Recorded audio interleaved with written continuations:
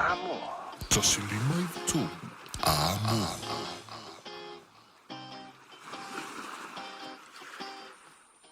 Renei as fou o tātou wheroa i whatalofo e no tātou o tino o tala mai Samoa. O le fioanga o vai ala i le tūmalo o le vai maunga na avea le tunu o Nauru, ma lātou pāanga e au tū i eia lātou teu ngā ai.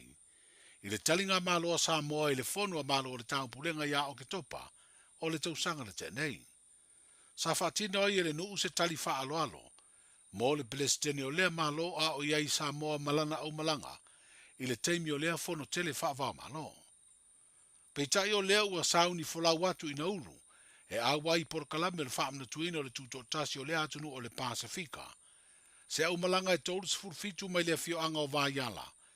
E mafua mai ono o le talinga malo a Samoa i le whono a malo o le taupulenga. Lea ua whanau mai eise so o po se mafutanga vavana lata, a le malo o Nauru ma lea fioanga o le tātu putino. I se pepa o whaamtalanga ua whaino ai, o sui o lea au malanga to tele tu ua Samoa i le fiafi le solulu, o le vai o sonei, a o seisi vaenga o le au malanga na tu va atu i Nauru de whai unga, o le vai aso o mawai. Wa o fie le au malanga nisi o tūla toa le nuu, e peo le fionga to whai ono le avasa, fa peo le fionga pātū Dr. Paniani malona wharetua, o le sunga le whaiwhi au malona wharetua o le kālesia whaaputuputonga keresiano Samoa, i te tonu o vaiala, fa pea se mataitu la whale tāu o le nuu, le tō whamanongi a manu e tuale. O lo malanga i fo i sui le utalevou le whaka sāwa yala. O ta pena le utalevou e whaatino ni whaafia fianga wha Samoa, i le whaamna tuino le tuto tasi o lea atunu, e pa utonu le asfareida le vaya sunei, le aso tolu sfutasi o Januari o le neitau sanga fau. O whaamtalaina le masi atu o sui o lea nuu malana au malanga, o se matatia wa ausia se fio anga o se atunu i le Pasifika, o vala ulia i se whaamana tunga o se tuto tasi, o se isi malo o le Pasifika. O wha moe toe te riu mai au malanga le fioanga o vaiala i le asfreile o le vaias fong. O le whamana tuina le ofisi o le tiute le aso whaavao malo o le neite usanga e whaata tau lea, i le tāua tele o ngā luenga tau tiute au fiaide leo ina i a malu, o tua oio atunu. Wa ave aile lu i tau o le minstal mta ngā luenga o tiute ma tupe maua, i le pulenga mele au whi ngā luenga o le tiute te tau na sila sila iai, i ngā luenga o le neite usanga fau. Whaalia le minstale fio ngā tuala te vanga Iosefo Bonifacio, i lana saunoanga i le aso whaavao malo o ofiso o tiute, o lana lu i tau le te maitai ofisa siri ma le mta ngā luenga, o le leo ina leo tua oi whaavao malo, mata i tūla au mawhala au whaasaina whaapea le aisa, o te tele i te tonu o le atinu, whaapea o loa company saina o iei whai tionga, o le tutusa le whaatinonga po le treatment, o le au nanga mo ia company, ma company a tangata Samoa. Na sauno fo i minsta i a tuala e whaapea e tele company te tele, e leo wha maoni, i le tutongi ina o le TIMS po le Tax Invoice Monitoring System, ma ua tele ai o loa e leo maua uma le tau o tiute, ma o loa ua sao mai le atunu e le tiute ina. O le aso wha manatu i tausanga uma na maua i fo i le avanoa le minsta, e wha ilo ai o lona ofisa, e o umatu i ei fina ngalo le atunu e pe o talo sanga, o wha sea ma wha utuanga, i mata upu ese. O le mafuanga le na wha lia i e tuala, na te maua umai le si le fia i me ese o lo tutupu, i le au nanga le mtanga luenga. O le masini wha ata faubo i e nei le X-ray scanner, o se masini na o mai e wha au ngā, e su e nai pusa o loa te tele, a e leo se wha ata na au mai e mata i ai, a ia wha au ngā le leima wha au ngā i te mi uma. Wha lia le minstai maualo na mawhana whana, pe a maua le na wha fafonga o loo ngalue le masini po le scanner, a wae le pe pelo le masini a tamai, ma ati le na wa aia eve se ai le masalo salo, ini o loa wha saina ma o loa le tala whengai, ona au mai i pusa o loa. O se masini fo i e wha i titi ai tua inga wha sanga i le matanga luenga. O le sini au tua le aso mo au nanga tau ofisio le siutio le netau sanga, o le wha taua leo manu lau titau ave, i le lei wha tino ngā luenga, o le mautinoa leo le manuia, ma le malu puipuia o tangata. E leo manino le fina ngalo le fonga fitalai o le pāle mene na ua toe tau au fia le valu o le pōle solua, Pe o le ale mafuanga tonu le awa ia tuai sui fai pule o le tu fa upu fai. O lo angai le malo. Ina ua tolo poe toi fa awawa na fonu tanga i le lua o le awa uri o le asalua o le vai o nei. E lua sifuru minute o tale longo, o se whailo i sui fai pule o te tau o nā lala i o lato unu foa, i se tonu o le maonta fono, pe tai e uru whane le whonga fitalai mo le wha awa wino le ngā duenga, e le maua le awha ingo sui fai pule po le quorum, e wha awa wai tau urumanga a le fono au awa Samoa. Ngona lava fa no noa ona le ma popo mai o to tele su fono on le la. Ai sa yo ma lava lo to mo malu le lafo. Sa te fa tu langa ai ta tu la fono. O ma lava na tali sua ma fio to lava to tele. Ma le to foi mai e me se lava le tu o lo ngai ta to malo. A lo fo lo si sila mai le tunu pe e le se fono se pale mene o to sa ili di sui mo malu. Fa to al foi numero fa il tatu fono ole fa malo silava fu ile al fon talai ta umo ina se to na tatu wala wina ro tapo i mai le tunu so titi lava fa no mai ai aro lo fa tatu ngalo fa tasi manu ia tatu ngalo wenga ma wai se ai o tapo inga Samoa o lo ta fa mai tatu ripoti montali malo ai o tele temi o mau ono le manatu ma fol to tele o tatu fa tuanga o le tunu fifilia mai tato to talo to fon talai alo fangiel tato ngalwenga mo tato wala wina matanga sisi mai le tunu o le fai tato ngalwenga ona o ese me o ave e fa mo mo tato tai tato matai tato so fifilia tu malo e fian si ao e le tunu to tonu le ale to tu lai mai le fa fita au le lumna Le finangalo le fionga le fonga fitalai o le palemene le sunga papali ili o lo ipola te o masipau. I le awa i antua le tele o fai pule i le fono, na tolo po i le lua o le awa uri o le salua. E tolu sifuru fitu li poti o lo tau wha maea o na tala noina, mai o mai le fono po le pale mene le salua, wa lua sifuru li poti o lo toi. Wa felo tatu wa tanu umo le lua vai aso, e le tama itai o Monica tau mate Kaleti, o ia se Samoa, ai o lo wha mautu nei Peretania ma wha ngai o i aila na pisinisi, o se whale ainga. Ma fua lea o na Monica, na te umia wha ilonga mawurulunga le tomai o le kuka, ia po le tangata e matua le lei lava le saunia ma le ngase seina, o so se tā mawha. O ia wa ave nei ma mpasa le pulenga o tangata tā whau i Samoa, i le wha moe moe na te wha alau i loa lea tunu e ala ilo na tomai. Na soifua e o ia lu tātu o tunu au i titi, ma malanga atua i New Zealand ma o na mātua ma wha mautu ai. Ai o le mai a maua nisi o na wha ilonga le kuka i New Zealand. Na si ti ai i Peretania ma wha aua wai ana o onga. I lea lava tomai, ma nofua i loa ma wha tino le na pisi nisi o le whale ainga. O lea la ua toe fo i mai e vesoa swani i a i la tau. O iai lea tomai i lea tunu, o lo ngā lulua i whale tali ma lo ma whale ainga. O le a ia asia lea onga maa walunga Australia, lea o lo veivase o lo oawa o inai matata e se ese pei o le kuka. O le a ia sia fo i lea onga tūlunga lua i veivase. Lea na ia wha mataro lea onga lea na onga ai. A o le malanga atu ma wha mautu ma o na mātua i New Zealand. O Monica, o lona tua ati nae mai lea fio anga o Saba Palii, a o lona tua ata mai mai fio anga o Malie ma lea o waa. Na moa se avano e fisiringi aile te maa ta i lona tomai, ma le wha moe moe o lo malanga mai ai lo tātu o tano. Na walu la onga o Vaivase Primary, le la walu e asi vai aso lea, matamaiti, asi le canteen, ma whainka longa matamaiti. Ia, na matamai lau tuta i oi wai, a matamai suina i Samoa, e whainga umu au lai kiki a foi, fia loko o alu sola i koe whainga le umu au, anko se kam whai. Foi le mankua, pea moa le whai pula. Nga whiwhila ia ku ulunga le umu, o meanga e o kei makukua o whai. Mantua foi foi po pe aku ia palolo ola ele kau ile fai ile fai and then with the coconut milk kui o foi a pau me ele me fainga ai o se sea wika fefe kala mai le fanga o ile ai faftai o ula ia i New Zealand na mata ila o diploma ile hospitality nga makanga na faia la kuka Whamailo te mā, o na iero au unga, o mai ai le kuka o ia. Uma tulole a onga wa matana whainga luenga, whaila o apprenticeship in New Zealand, maka, whale ainga la aiki, o hotels, but I was doing competitions, representing New Zealand. And I think after, there were ongo eka tia tausanga, I wanted to learn more. And so I was, reading books about chefs in the UK. And part of my training, I had to go to Europe for part of my training when I was competing in Switzerland. And my chef took me to England. And I just thought, wow, this is so amazing.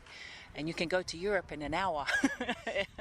So I came back home. I saved money for a few years, 2 years. I saved money for my pasese and that. And then I went, and I was only going to go for 1-2 years.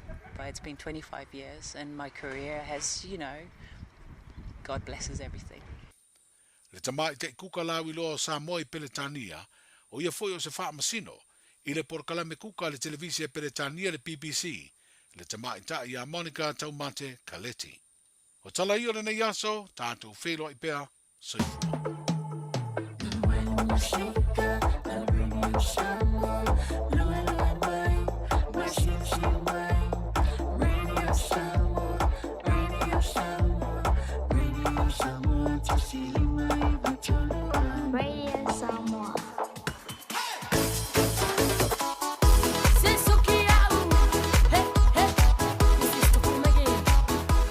Laua tula mai le tātou taimi le wati le nei vaenga le fiafi se 45 minute o te aile tu la fitu.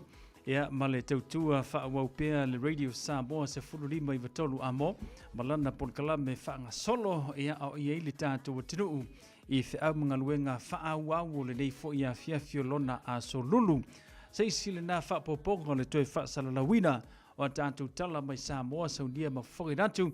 Ia, ele tau whau tanga vai a tipi au tanga vai o le sui o le Radio Samoa o loonga lue ma tautua mai le tātou. Tanu e tu whatasia, tātou tala meisio mea lo tutupu I lo whanua o Samoa I le neiva yaso ia mo le sila fia le tātou. Tanu le ngata I tutonu au te Ronei New Zealand, ia, whapena fui manu tutua oi au se tālia Amerika, ia maso se tunu o le neila lolangi, o loo e au mauai ai o le numela tasi I lau whaafonga manau whaanongolongo o tātou tala mai Samoa. Molo usila fia, wa a tele afo ia nga e mawani se o ori lungo o social media, ia e peise I o lungo le leite o Samoa, ia po le tātou tue tele, ia ona e sila fia I le tele o vaenga peo na tutupu.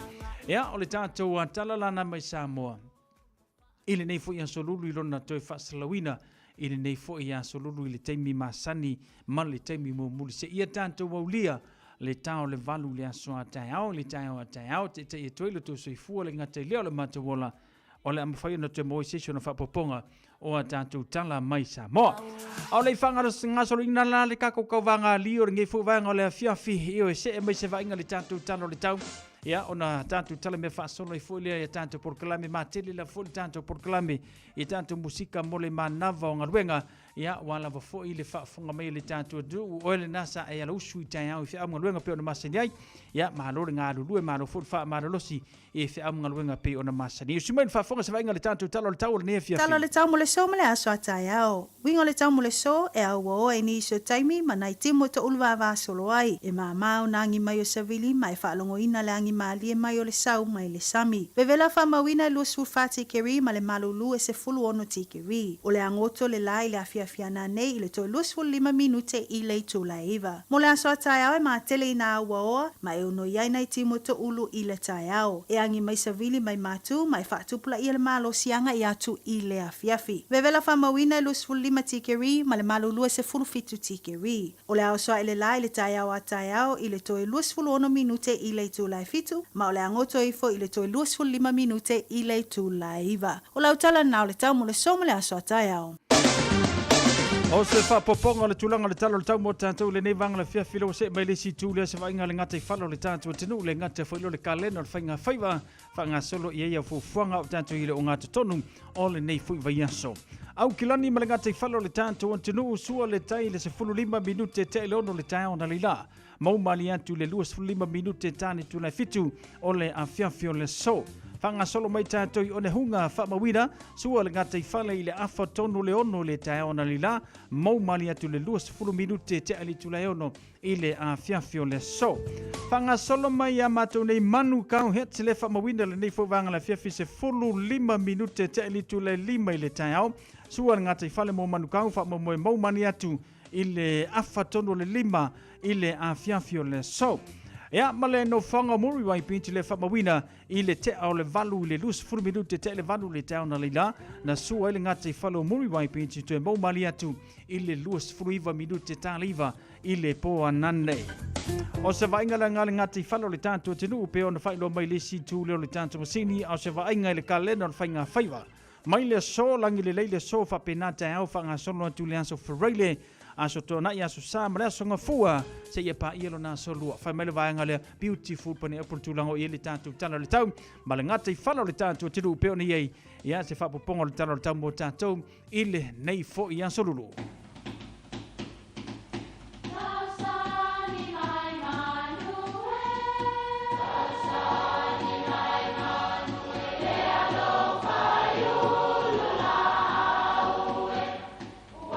E o whanga manu i ululu o la au, awa e whawhanga i funga o la au.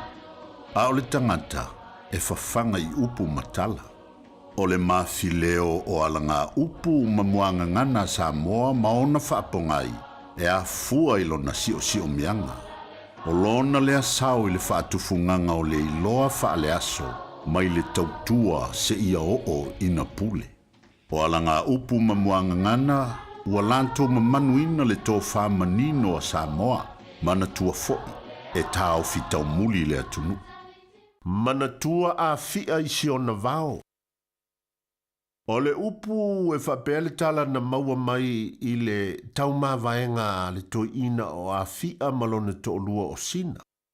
Ina ua fiu a fia e taumawhaile loto lone tō lua. A ua whauri uli tō lava le manantu o sina. O le ate te a masitoi ina ai alu e momoli le pasina i a taputoa le tautai a le pata. O upu e whao ngā i teimi e tau mā vai ai ma se whai ngā malanga. Ia pe whau ai fo i se tasi ina ia manatua le a inga ma mātua. Pe a whai alu i antunu i whafo. Tautua nā ma oe le a whine. Awe te whaangalo a fia i siona vao. Ina ne ia vea le fe i lafi o mea mātango fia inu ese, ma mea e ngalo ai mātua mauso whaapea tua whaafine. Manatua a fia i siona vao, manuia lau whazau saunga. Ua na o le Radio Samoa, se furulima iwa toru a mo, e tautuaina o e ilangu ngana, fitu aso le vai aso.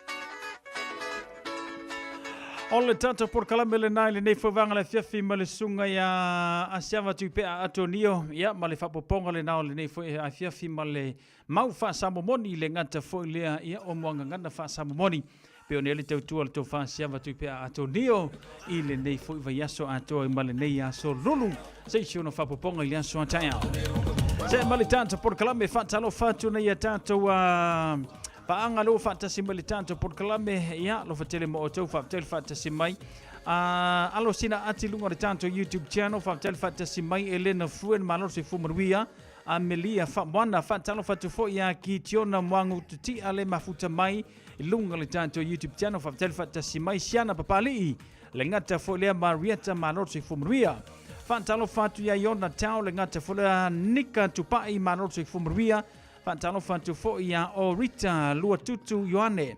So i fumaruia eta amamua. Fantano fantu le nevanga le fefi malo le so i fumaruia. Fantano fantu fo ia whainga me ati tole a fo le mafuta mai. Ile nei fuivanga le fefi malo so i fumaruia.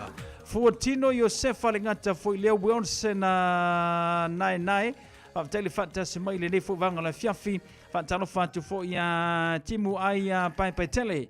Ya, le ngata fo ile fantano fantu le tata pon kalame. La meko enoka se fo manuia la meko amerie fo mwana. Ya, ma fantano fatu fo se uso ya tolu fale si i lavea. Fantano fantu se uso fa tel fatasi mai au se talia. Ya, lo fatele mo e male faltua misel no falo. ia ma le tatou mafutaga i lenei foʻi ia fiafi faatali faatasi te lauso tolu falesi i lavea a le au pepe ioane tinoga malolo soifua manuia sepa onofia faatalofa atu chile sa tupuola malolo soifua manuia faatali faatasi mai o ama lenei fiafi Atalo vate foi a Queenie Sanvelio Fish malolo se fumanuia faatali faatasi mai lenei fiafi ia ma le tatou tautua le radio Samoa se fululima iva tolu a mo kako se e akuloa kako a maka kako kauvangali po ia manga ia sangari le ngia fiafi a fa peanga o vela lau kukala ila ngala manga ia lauli a fa peanga fa ko ala lau ka ngube fa re seki kele la ka o le kali le ngia fiafi manga ia manga va ko inga ngau ko manga ia sauli ile fainga ko ko le fiafi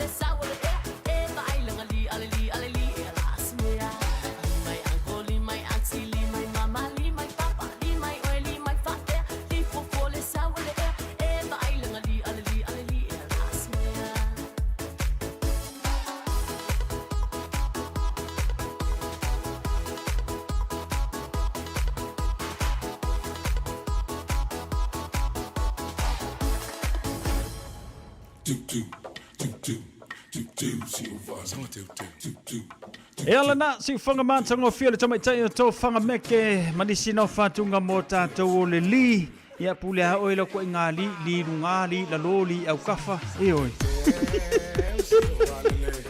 oke so ngā li ken tau lau pats lau mei whai ama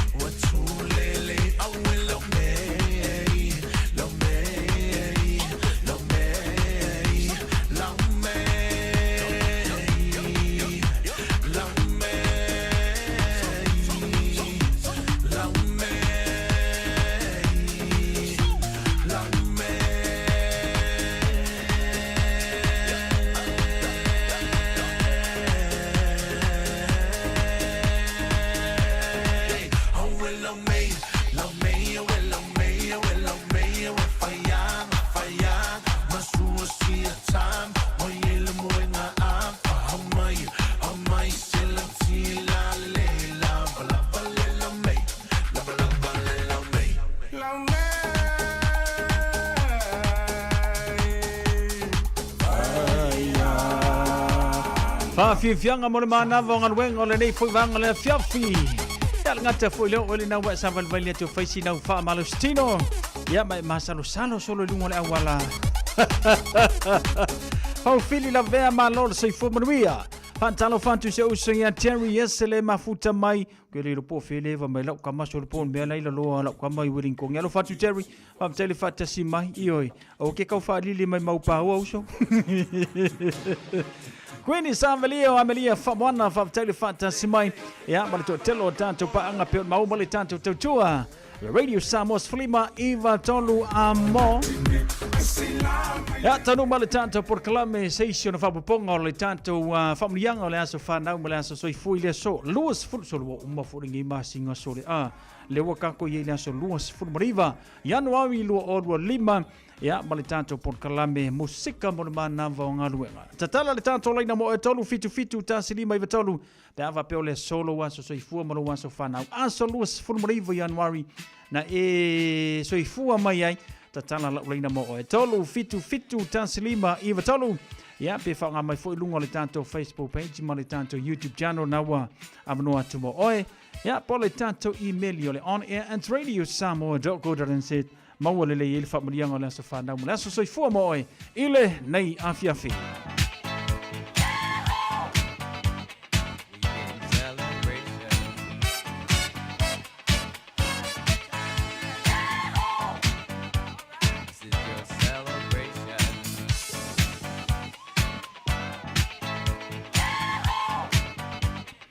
Lelei ole tanto leina na wa amano mo oe ase yo se atu mo le tanto wa fa mani yanga le voi lungo le tanto email le nia fiafi mai Debra Pentero.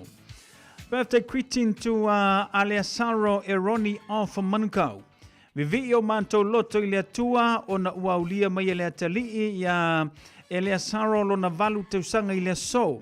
E ui sa fea ngai oe mamai ai fa fetai lana fa malo longa wa e auli ai nei te usanga. Manuia lo sauni atu ia o ongo le nei tau sanga mātou te alo lofa tele mo oe. Alofa anga mo oe mai au ainga o mai Samoa ni usila ma au se tālia e wha asili ai lau nana ma lau pampa o lo tau mafuta. Lo uso ia Richard, your one and only sister Renee, sili ai lau mam ia to ia Eroni. Manuia tele lau waso whanau mo lau waso soifua ile nei fwoi vanga le fiafiwa ato mai ai lau valu tau sanga. Alo whaanga mwhamurianga mai a Debra Petero mo oile nei fuivanga ole a fiafi. Tanto leina lo amnope mo oe mo le whamurianga laso whanau mo laso soifua ile nei fui a fiafi tolu fitu tasi lima iwa tolu. Ea le tanto leina le nawa vanoa tu mo oe whapena fui lungo le tanto YouTube channel, whapena fui le tanto Facebook page lo amno mo vanga le na. Ea e te whase e mai e lau whamurianga laso whanau mo laso soifua. Ea au le mai a fui le tanto taimi. Fantalo fantu nei fene levi maruia te usang fauso fatel fatasi mai ia le mafuta mai sini au setalia ia mali tanto por kalame pe on yai mo pelo no mo le tanto por kalame famarianga las fana mala soifoi le so ia o le fanga solo le tanto musika pe on yai i le manava galuega le gata foʻi latou loo faapenana feagai ma le kuka o lenei foʻi vaga le afiafi ma le tautua le radio Samoa se 15 iva tolu amo. Ia lelei manatu paulana ana e tatou famaliaga o le aso fanau ma le aso soifua le utanu mai e taʻu lenei afiafi ia mo o tou ma lava auaulia mai o tou aso fanau ma aso soifua talo i le atua faapopo ma foaʻi nisi se tele mo o tou ma lava ia ua ia le atoaga o tou aso soifua le gata foʻi lea galuega mo le atua mo le lumanaʻi ia faapenana mo le ola ma le malosi i le faaauau i pea fuafuaga e maise ia o tulaga o le lumanaʻi pe ona iai manuia tele o tou aso fanau ma aso soifua ma le pulega ma le aufagaloga Radio Samoa.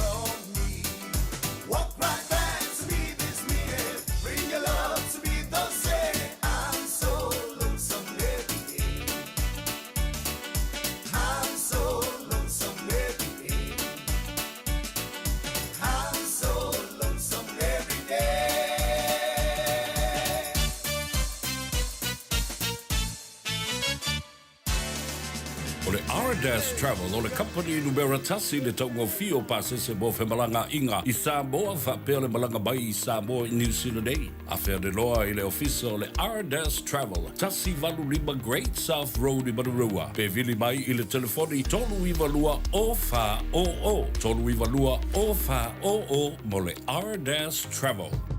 Beta Drive Doctors i le taulanga whaatau i Mangele, whaapea Manrua, o le vainga o so ngase pe amana o mia. E whaatino e fo i matupui pui o le whana witi, o tupui pui le COVID sfuluiva, mo i lātou e sfuluan tausanga malunga atu. Whaapea matupui pui o le flu. Wala au telefoni, 255-25-valu, mo so wanoe whaatino ai nei au nanga. O fisa fo mai i Mangele i taftafane o le McDonald. A Manrewa i taftafane o le Faletusi po le Public Library. Beta Drive Doctors Clinics. A whai alo sa ili sea o ngā a mata molo walu. Au aloe te toi popole o le Galaxy Child Care e tele o na la lai au kilani i saute. E toa tele whai a o ngā ngawaa o le a o ina le whanau e ia inga whapitoa pe a le sitala lo walu. Tolus fulu i tū la, free. A vanoa le vēna le a onga mo whemalanga inga le whanau, free. Maua mea ai le whanau, free. E ia inga whapitoa. Mo nisi whamatalanga, whafso tai le o lua tasi, o valu tolu, lua fitu, lua iwa fitu.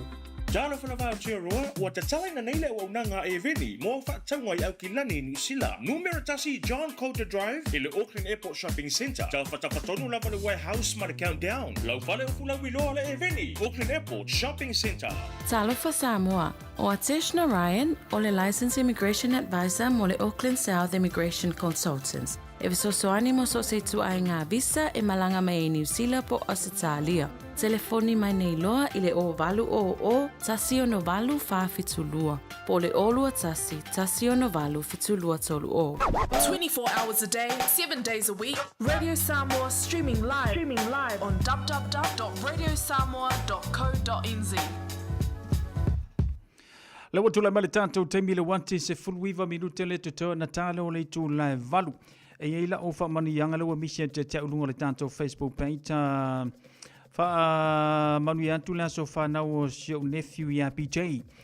Ti mali tuitea alo whaanga mai siau anti a Salava tuitea male whanau mai pū ke kohe. Whamani anga na mai a tala lulua i a lii o fisa i a mo oile nei fuwanga ole a fiafi. Ole whamurianga lawale nā mai tala sa whamuri atu le atuanga o le 5 tausanga o siona nephew PJ. Ti mali tuiteo manrewa.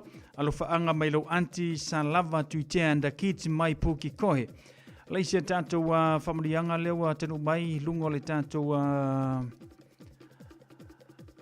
Vimora au kuso. Whamuri atu le aso soifua o siona uso matua i a tilo mai Mary Fanle i Crayman Drive i Papa Toetoi. A toa i eilo na valus fulu teusanga. Alofa atu mai au kuso family sini i auseta lia. Ya, ma tātou whamurianga na pe o nei ele nevanga la fiafi whatalo whatua AK Sunshine malo se fumruia Cecilia Tuinga Mala malo whautele whatasi mai le tātou Port Kalame. Ya, ma le tātou tautua Queenie Savelio. Ya, ma le tōtelo niso la tō pen mau ma le tātou tautua ile nei fuwanga le fiafi. Na ia tātou whaasilsilanga lau tenu me tau na tātou whaanga solo foileo ne tātou musika. Ia ma fo ia vai vanga pio masani tātou le nei fiafi. Whaatalo whātu Paul and Ruta tu ia ma rose fumunuia whaatai. Ia le whaatasi mai le nei fiafi. Le mafuta mai i le whale ta vale. Ale te wile taxi stand i Malifa. Ia ma la tō mna usu ave ta vale ia toa tafa si osi wili to ese. Ia whaafua ma Paul. Sole. Malo ni pois malo la vanga lulu malo foi le tautuino le tanto tinu e ala foi le tonga luenga ma e foi le tau te le foi le tonga luenga alo fatu Paul and Ruta tu ya fa taile fantasy mai ia alo fatu foi le poisi pe na fengai manga luenga te wila taxi stand i Malifa ele mamawa masalo umaro Malifa la kulu ingai ko ngongo makodo inga la kama ko mele ye la usole ya toa tafa si osi wili to ese fafua ia mapo yo lo fengai mga luenga o le nia fiafi manui e tele ntu pase se tele o le nia fiafi a pois alofa tele mo tau mano le ngā lulue na ia tātou whaasilsilanga lawa tanu mai e tau le nia fiafi o le wawhilifili ma le tātou tusi o le songa Awane ngalo saulo minga o le tusi o le songa whaatasi ei ma le lolo minga o le vau filifili. E maua i whaalupenga o Samoa i si sifo tutuila mamanua o nisi o tala tu o Samoa o ala ngā upu o le matawha yoi o le matai. I le whainga o whaalawelave pe o whaapoiponga ma liu o le susinga o ainga. Fe sila whainga o paolo sing i whaanoano whaalangingo i kalesia ma le tele o ngangana whaanolonga e fitu se fulu tala luna tau. Na le ofisa lava le Radio Samoa i le tolu pātolu ono Hopewell Avenue i Manukau e mawai mo nisi whamatalanga wala au le lua no lua ta silima i vatolu. Lua no lua ta silima i vatolu pe tangaiane i le shopper Radio Samoa.co.nz whai mai esau oko tanto tusi le nape amanau mia. Awhio anga moa taa o le ata oto ia le fiso mo na lau. I aupa ia sausaunga tā Samoa au le nei whaasile silanga e whaasino tonu i le mafutanga o alo matama whanaua mo taa i au kilani nei. Whaapeni o mātou paolo maululunga, mātou te malua i so se tafo re kelope, tulou na lava. O le awhatanu ina le tātou whonutanga i le aso mua Februari, aso toa na i le itu le se furuma le lua i le awauli. No whanga masani o le PIPC papa toe toe. E vala au whanola tua i fo ia i lātou uma sa taa alo i le nei kanapulaka pia mo taa i Samoa ma au kilani nei. O loa lala ma pāpaa au i au kilani, ina ia tātou awai le nei whonutanga. A wale wha moe o le tātou kanapulaka pi i Samoa, ta ua telelo awai mai whaali sou finangalo. Tala soifua i le lofa maranga le lei o le tua, e tai antulo o tau soifua i le nā aso. Mana tua mailau le stana wha mole. Nisi whamatalanga walau le olua tasi lua ono tolu, tasi fitu walu, tasi lima fitu, po le olua fitu, tolu tasi fitu walu, tasi lima fitu. No whanga e whai ai o le PIPC papa toe walu sifuluanga i le walu sifulu ma le lua Wiley Row, whaafetai tele, lau o le maaftanga, numera na whaafsutai mai e mo nisi whamatalanga. Ia, sainia ele lau a whono. Ainga sa lua whau. Mātou te whaatolo watu i lau whaafonga anga Samoa tulou na lava. Ai whaasino tonu le nei whaasile silanga i alo masuli o le ainga sa lua whau i pito nu o ta fito i mangiangi. Ai maise paolo manga whai malu ai le mātou ainga o loo a whawhio ma pāpaa ao i Aukilani New Zealand. O le a whaia le tātou whilo inga, aso toa nai aso mua Februari litu le 5 i le a fiafi maoto le tete i whono. Pa ia tea whai fua la whaele i le se furuma le wha pe Salo Place i Otara. Wha mole mana tua mai lau la fonga e whai e le loto malie. Wha mole anga le leile atua avantulo to soi fua maso matuola i le na aso ua ato whaina. Nisi wha matalanga wha so tai le telefoni o le orua tasi o valu o no tasi fituvalu. Wha fetai seinia ele a fionga i le tete i fono male laulau. Le tātou whaasila silanga lena. Tamilusanga kirikiti a le tawila lua olua 5. Kirikiti Samoa e le na o se taalonga. Ai ua avea le maawala e wha mausali ai le nofo whealofani o tupulanga Samoa i Aukilani nei. O le ala fo i lea o le tau mawhai pea o le whaatama le susunga i le whaafengainga. Ia e perone futi le teitai fono ia sau sola ta whianga male komiti ale APKA.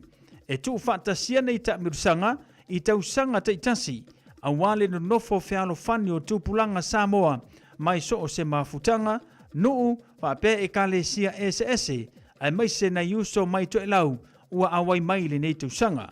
E vala awa tuai mafutanga ma au kirikiti uma ua mai ao na whaulu mai ma e fia awai fo i le ta mirusanga le te wila lua o 5.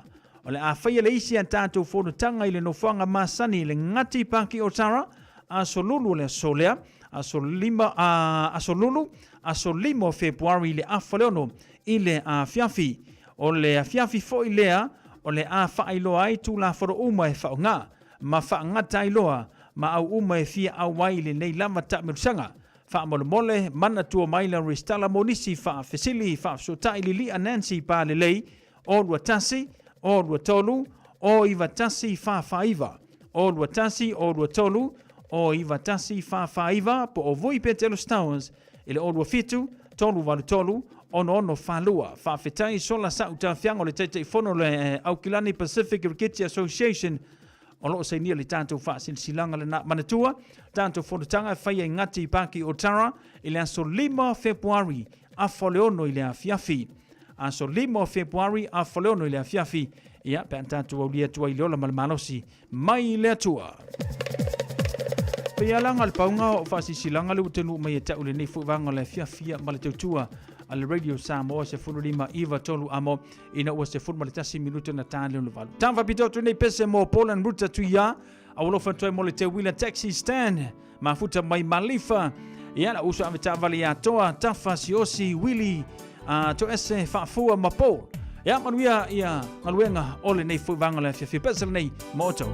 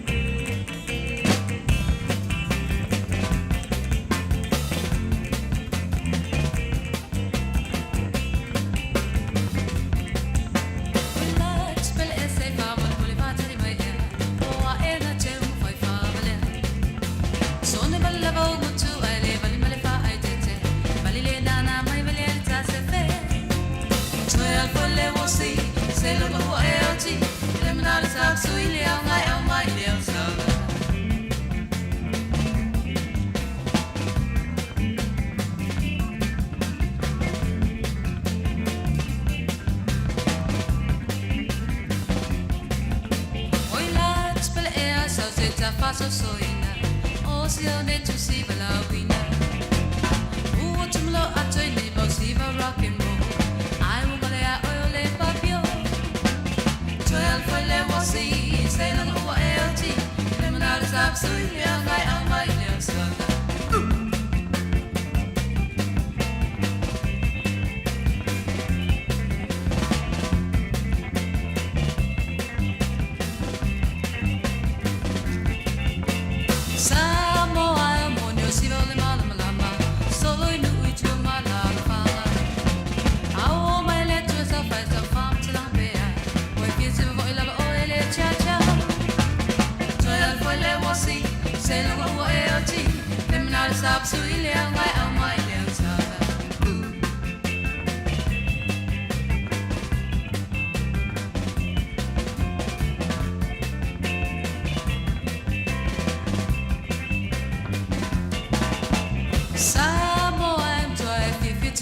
se o le fa se moni le o se o le Maya e si mai pe o si mai se tu I toy my lower for finish Joel for le o se lo o e o ti le manar stop su ile ga a mai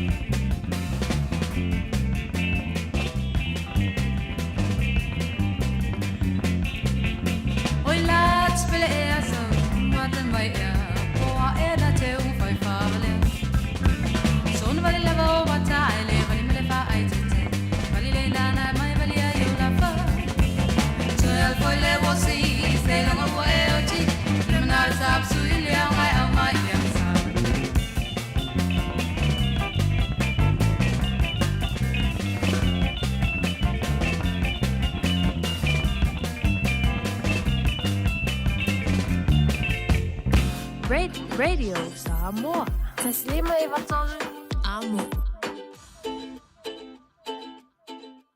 O e mo mia singaluenga le customer service, hospitality, po le avea fo ima leo leo. E te leo mautinoa, po o fea amatai. I le MSL training, mātou te fesoa soani atu. Mātou te malama lama, o le amataina po le toi fo i atu i aunga. E mawhai ono whaafainia Ai olo o iai le mātou au fesosoani wha maoni. E taita ia malangolango ina oe i lau malanga. O le MSL training, o se ainga. O se no fuanga i langolango ina oe, e wha malo si au, ma wha manatu atu lau sini wha atu. Asi i le msltraining.co.nz. Pevala au loa, le o valu se lau, lua lua, fa, tolu valu. O lolu manai, e a mata atu, i inei. A whaialo sa ilisea o ngā a mata molo walu. Aua loe te toi popole o le Galaxy Childcare e tele o na la lai au kilani I saute. E toa tele whaia o ngā ngawaa o le a o ina le whanau e iaia inga whapitoa pe a le sitala lo walo. Tolus fulu I tū la, free. A vanoa le vēna le a onga mo whemalanga inga le whanau, free. Maua mea aia le whanau, free. E iaia inga whapitoa. Mo nisi whamatalanga, whaafsotai le o lua tasi, o valu tolu, lua fitu, lua iwa fitu. Avia maua sosa, Omega Ka, Iana Lowi Moa, Omega Ka, Sabale Tau Mofie, Omega Ka, Fili Mai Loile, Omega Ka. Omega Cars, lua selau Kemetis Drive I Manukau, po le telefoni o iwa lua fitu lima valu tasi lua. Susu mai Manukau ne, Omega Ka. Malole Casey Omega Ka. Jalo whanawao tia roa, ua te talaina neile o unanga e veni, mo whaataunga I au ki lani New Zealand. Numeratasi John Coulter Drive, I le Auckland Airport Shopping Centre. Tau whatawhatonu lava le warehouse ma le countdown. Lau whale o fula wiloa le e veni, Auckland Airport Shopping Centre. Talo fa Samoa, Wa ule ne yo kaspiti alu, a wale sui ale ngila ura ule kio.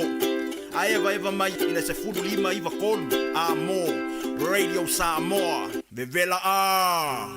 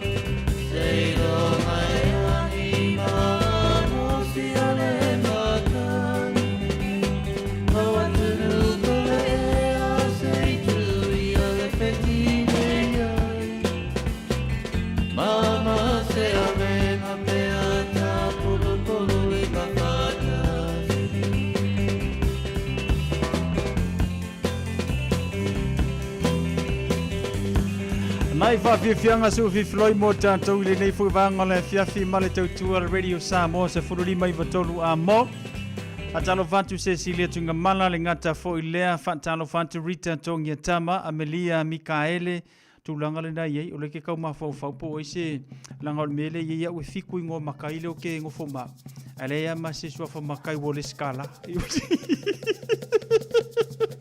ol me nga lo ke le sime lo ke va kar kari Ameli ale kau fa kar kari po kau kilo fo ile po aile ngo makai ke le mai fa la vila longo winga la fa pasi la kama Ia o ilea. Le nganga fifia ia le fo fata se mai le sunga le manu le malo. Tu manu wa siki asiu. Ia ma le tanto por kalame pe ona masani ai le nei fo vanga le fiafi.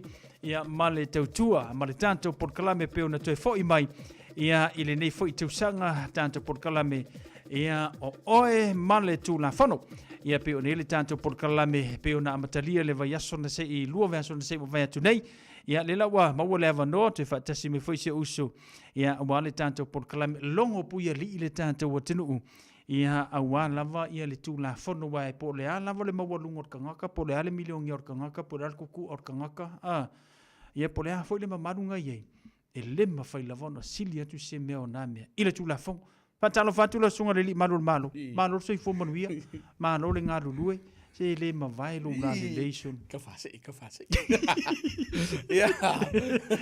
Soi fo manuia nei tu la fiafi sau ia fa pe fo i le tato wale si fasala lau. Me se lau whaafonga pele si o tātou tino. Ia ona pa ia le atu so lava se whata whaitau langa me se tamam tina mātua. Ia tu asi na sino le tātou tino. Mo mre tātou por kalame ne fiafi a me se o tātou paanga i penga te whai langi.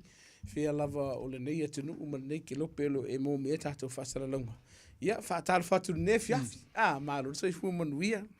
Kau fiuri kau maka ngō makai eri. Whaingi e koe ka pē kai awa. Kau ka mai fiku le waru ngō makai le ia ma se ngō makai wole skala.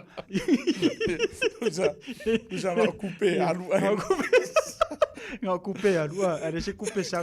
O mena ngā le mawhawha. Po ai se suaka makai e o lo malolo inga le nge ke me le se mongkanga o fai. Au fai. Mangai. Ale ai. Lau kalu. Ya malo le ngalu le ya so le fala. Ya fa mga runga le va so so ri malo mal. Fa si pisir va so nei. Le fatua uma nei ale mato por kalame le sa fai o ile inof code i se tasi o paka inof code le sa fai e walanga i si por kalame mato lava matanga luenga al Pacifica. E fai e a mato barbecue vo i e fai fua mo le mortato community. Ia te le lana watu ngi wha apesi si sori ngā whai barbecue fuala wani le ai. O le awanoa le ai a watu wa inisi o matanga luenga le malo. Ia o nisi fuolo whaalapu potonga. Mātou te ngāru lue whatasi. E iai awanoa e whisosani e tali e whisili ma mau e se whisosani mo tātou tino. Tara whate i tai ia. O le mātou po kalamele na whaini na mau e le awanoa e whiso tai e ia le atinu ulau tele. Ia mai la tō lova ia tātou whale e fu ia le malo. O le hausi, ia lo maua mane nisia tātou paanga fu ile lo le fono. O lo ia la tō au nanga e whisosani tātou tunu. Le la whakua uma. Ia, o ke le i pāsia le sao whaatu la fono ina. Le sao ne mua. Kau kuri kulinga menga tātou por kalame. Ai o le vai aso la fu ile nei. Fai si tele fo i tau nisi fo i o soni ngātu la fono isi. Ese, ia o nisi fo i o mana onga. O si o tātou o tinu. Ma vaenga sa sosoni ai i vaenga o tu la fono. E mesi o i ata o tātou o tinu. Le sa mātou tala noa vai aso le nei. Ia, fiu e whai ngāmia. I ua le lava. Ia. Alu le lava, ia. Ai whaftai le tua le tātou tau no umere o ngāti tonu nei vai aso. Vai ata fo i sulu le tino i lau sunga ia po lau fionga fo po. I sofa makai ngā lai whaonga. Au wha. Ia, lau fionga pepe. Whaftai le tua lo mo fo. No sei fo lau lei ia wa fo tau tuina la tunu. Ia mere vaso. Me masani lava fo. Ka ua le alu au ainga le manolo ai mas. Ngala. Ai la iki ako. Iyo. O tulanga na ia. Ia pe ona iai ia. Le wa tātou iai le whai ungo le nei masina. Ia o le me manino lava e tau le whailo le vaianga le tuman vao o le teimi o le pilioka le o le kilisimasi anga i le tausanga fo. Se teimi pisi te le mtanga luenga. Ia, whaisi pisi o mtanga luenga. Au o tiro fo i te mire nei. O iai fo i tangata ua popoto fo i e taimi o whai ngā manonga. O le so le kūla fongo i. Ai so le tūla fono isi vai aso mamasi ngai whafongo. Ai maua. E whaisi pisi o mtanga luenga o mana tua fo i. O le ua tātou toi o mai le vai teimu o toi fo i le to tele lunga o tātou a wala a wafo ingi a whi au mga luenga. Le ua toi tumu fo i lunga ma pisi lunga o tātou a wala. Ia alam whanau le ua toi fo i a o onga. Ia, e mo ia la le pisi o kiwisi masi. Ai, ese fo i la le pisi o kiwisi masi, ma le tau sang fo. Ma so malolo. I le pisi le wei ki mingi. Ia, ua sau i fo'i maisi fo'i sori ngā tū la fono sa ngalo aku a le fuku sa ia ai whaftai le tu mo ia re pisi rea ia o tele lava le ava noa e mawhai ona tali e ia whanonga fu o le tātou tinu. Mana o le ase soli tu la fono mai le piliota le o le kirisi masi ma le tausanga foua tu man wawai o le tau le matea le tūlanga le o le ava maro si tele aina a tele ai ia le whalavelave ia le ngata fo i le o le violence tutupu mai vanga. La se soli tu la fono bitu si nam tau tia le pilioka le o le Christmas ma tau sau. Tale pe whale maranga oi. Ese mai i sa wanga lava i ainga pe umona tātara no le luva stalwai. Ai o kali pe whale o le ngaoi e au fia ai whale o taavale o whale whainga luenga me tau tino whapena. Ia ma le vaenga lea o le le mawhai o na ngausia ia whina ngā lor tātou o tino. E tutu le matanga luenga leo leo. Pe a o ina whatu ina fu le matanga luenga leo leo. Le tau wot whaperetania o le fleeing driver. O i la tau ia le leo mwhau sta ia vaenga mua a whatu watu matanga luenga leo leo. Wa kiring sao sao. Lua e whatu matanga luenga leo leo ngā kūlea. Ai o shoki whafole leo era tue whatara noa. E koe aru le akoa. Pe wo mo fo fatara no ma le i po tama ita i fo tanga luenga fa ia ko e fakari e furi mari ku ai le ako o to tele la ar tele fo ila tatu ta vali sa nim fo tu tanga luenga le leo o ta vale na mau mai ila to ni mai so ringa tu la fo no oi le ngana le la tala oi markare fale le sa fa fa tu pula ia mai o lo tu pu per termine o lo tu pu termine yo tele yo nga luenga tanga luenga le lo fatino ina mo ila to ile fain tutu tanga lunga le wala upo moni ya sa mo fonga la tudu o le kemi kere ku ya sa uno malva afure ka e respiko ngui o sa mo le velito ka o le helicopter fa e ke fiule ko sola ya o i mana tu afuila o le kemi ya fa onga i ndisi nei o vai ngi tanga lunga le ia e te le la faina wa ke fiu ala ke sola bole o ale te tulia o e tavale tanga luenga leo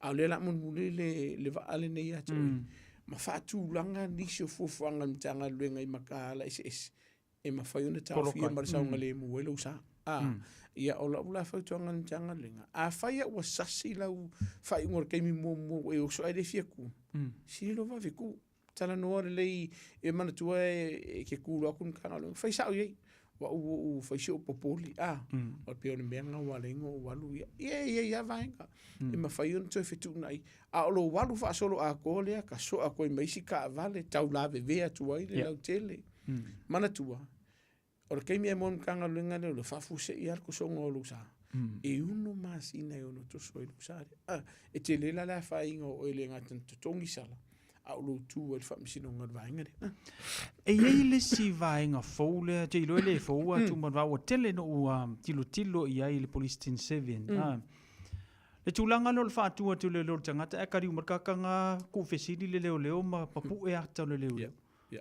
ola si tulanga vaenga le tu man va e ele fetina inga sa ile atu no ona sa ye se me na tupu ile tausanga ona tuatu le na wa telefone pu ya inisio so on tanga lunga ile fa sale o tanga tona tapu e ata on tanga lunga le ye mana tua sa uma fa fo la tu ele le ya le no fo mal mala morta tu ele ai se va en fa sa ina on tanga lunga le e kon ka pu eka pa wa le ai se vai ngai te tu ua ini se fa matalanga i lunga lo penga te fa ilangi e au noa ma se fa tananga mtanga luenga leo mai loan mtanga luenga leo no la matia i sa ngole mu ona tanga te fa inga luenga e ngo moria o fa msino lua mana tua a fa ka fa ka io le o fa tu ta vale le po wala ko fo sa vali ngai tono tato pen o tato taulanga fa tau ai sa susi puele e ia le va mo le saunga le mu o li matama tanga luenga e ma fai ona fa atonu winai oi e le te tauna e so po ia vale kar fa ka wa ula vaia a sa sisi makalongoa o le mita ma le afa le lo mika o ke ma ke vai ai se a o te le o lopo i se a penga ile tangata o le sfaganga ka tu lo fa fonga la tunu e ke ia le feangu i fori mo leo e ia la le vā lea o le saunga le mu. E mawhai ona o whape aku sau, ku i ngā unge e koe mingoi. E le te tauna, a e ke koe so po ia loa.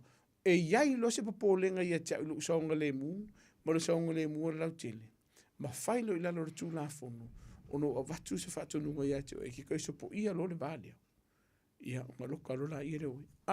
E o vāenga la ia tauna si tino le tātou utinu. Wa a o kilo aku sau, wai loa e ono la matia lo saunga le mu. Wa te tauna o whaia se ngai o inga.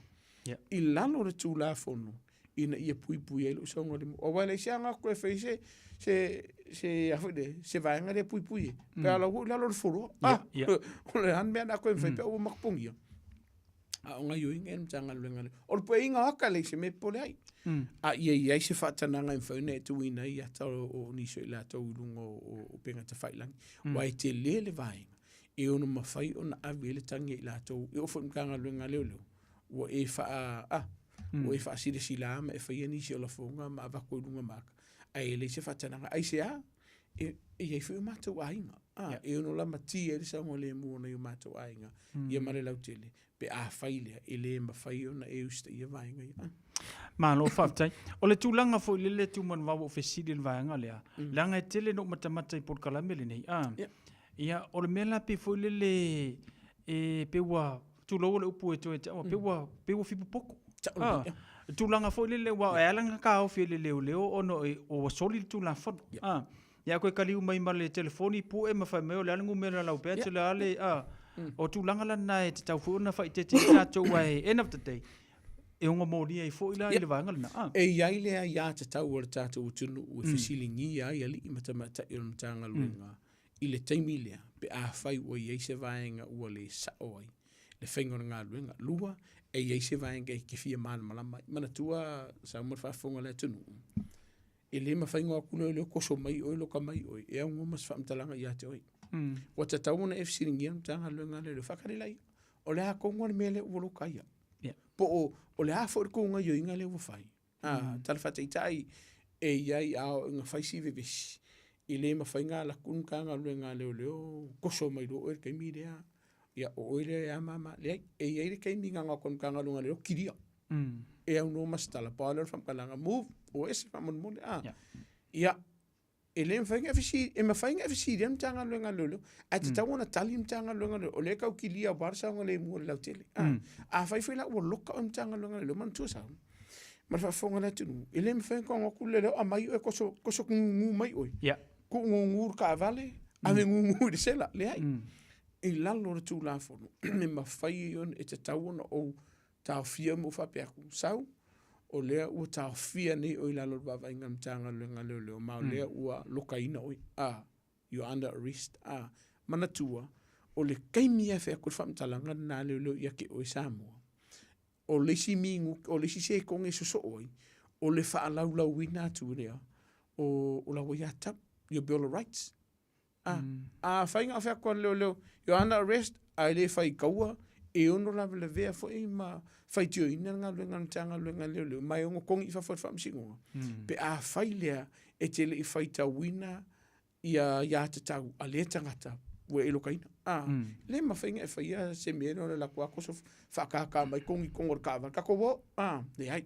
E te tau a whaifo ila ua e lo ua whaia. Pawara sili. O le anme ua loka ia. O whela ua iakakau. E te tau una whaatino. Arko ngā whinga o vale fo ile le lau o mga whai aku leo. Ua loka oi o ngā ua e ngā oipo e whaatupu vesi o au ua ia te tau ia. Koe whai mai fo, o lanme ua loka ia. E le e whaalua o le leo aia. A whai au kari kongo le umana o whaatuti o loka oi. E te tau una tusi lalo e matanga luenga leo i lato notebooks fo i poka mai api. O le kaimile anga ufai ia loka, o le kaimile ia whai kau o ilanga ia te tau, o le taimile ana avi. O vaenga laia. E ia ingisi, o leo umana loka mtanga luenga leo, e ka ngaku leo su engikang. Aika. Ai ku fisidi, le ai. Whamon mole samo ia malmala maltato tunu. O le taimi ia e loka inai o e le li imatama i tai o le mtanga luenga. Ma whai tau atu awa ia te tau ia te oi. I lalo ratu la fono. Wa iai il mtanga luenga le malosi a koa.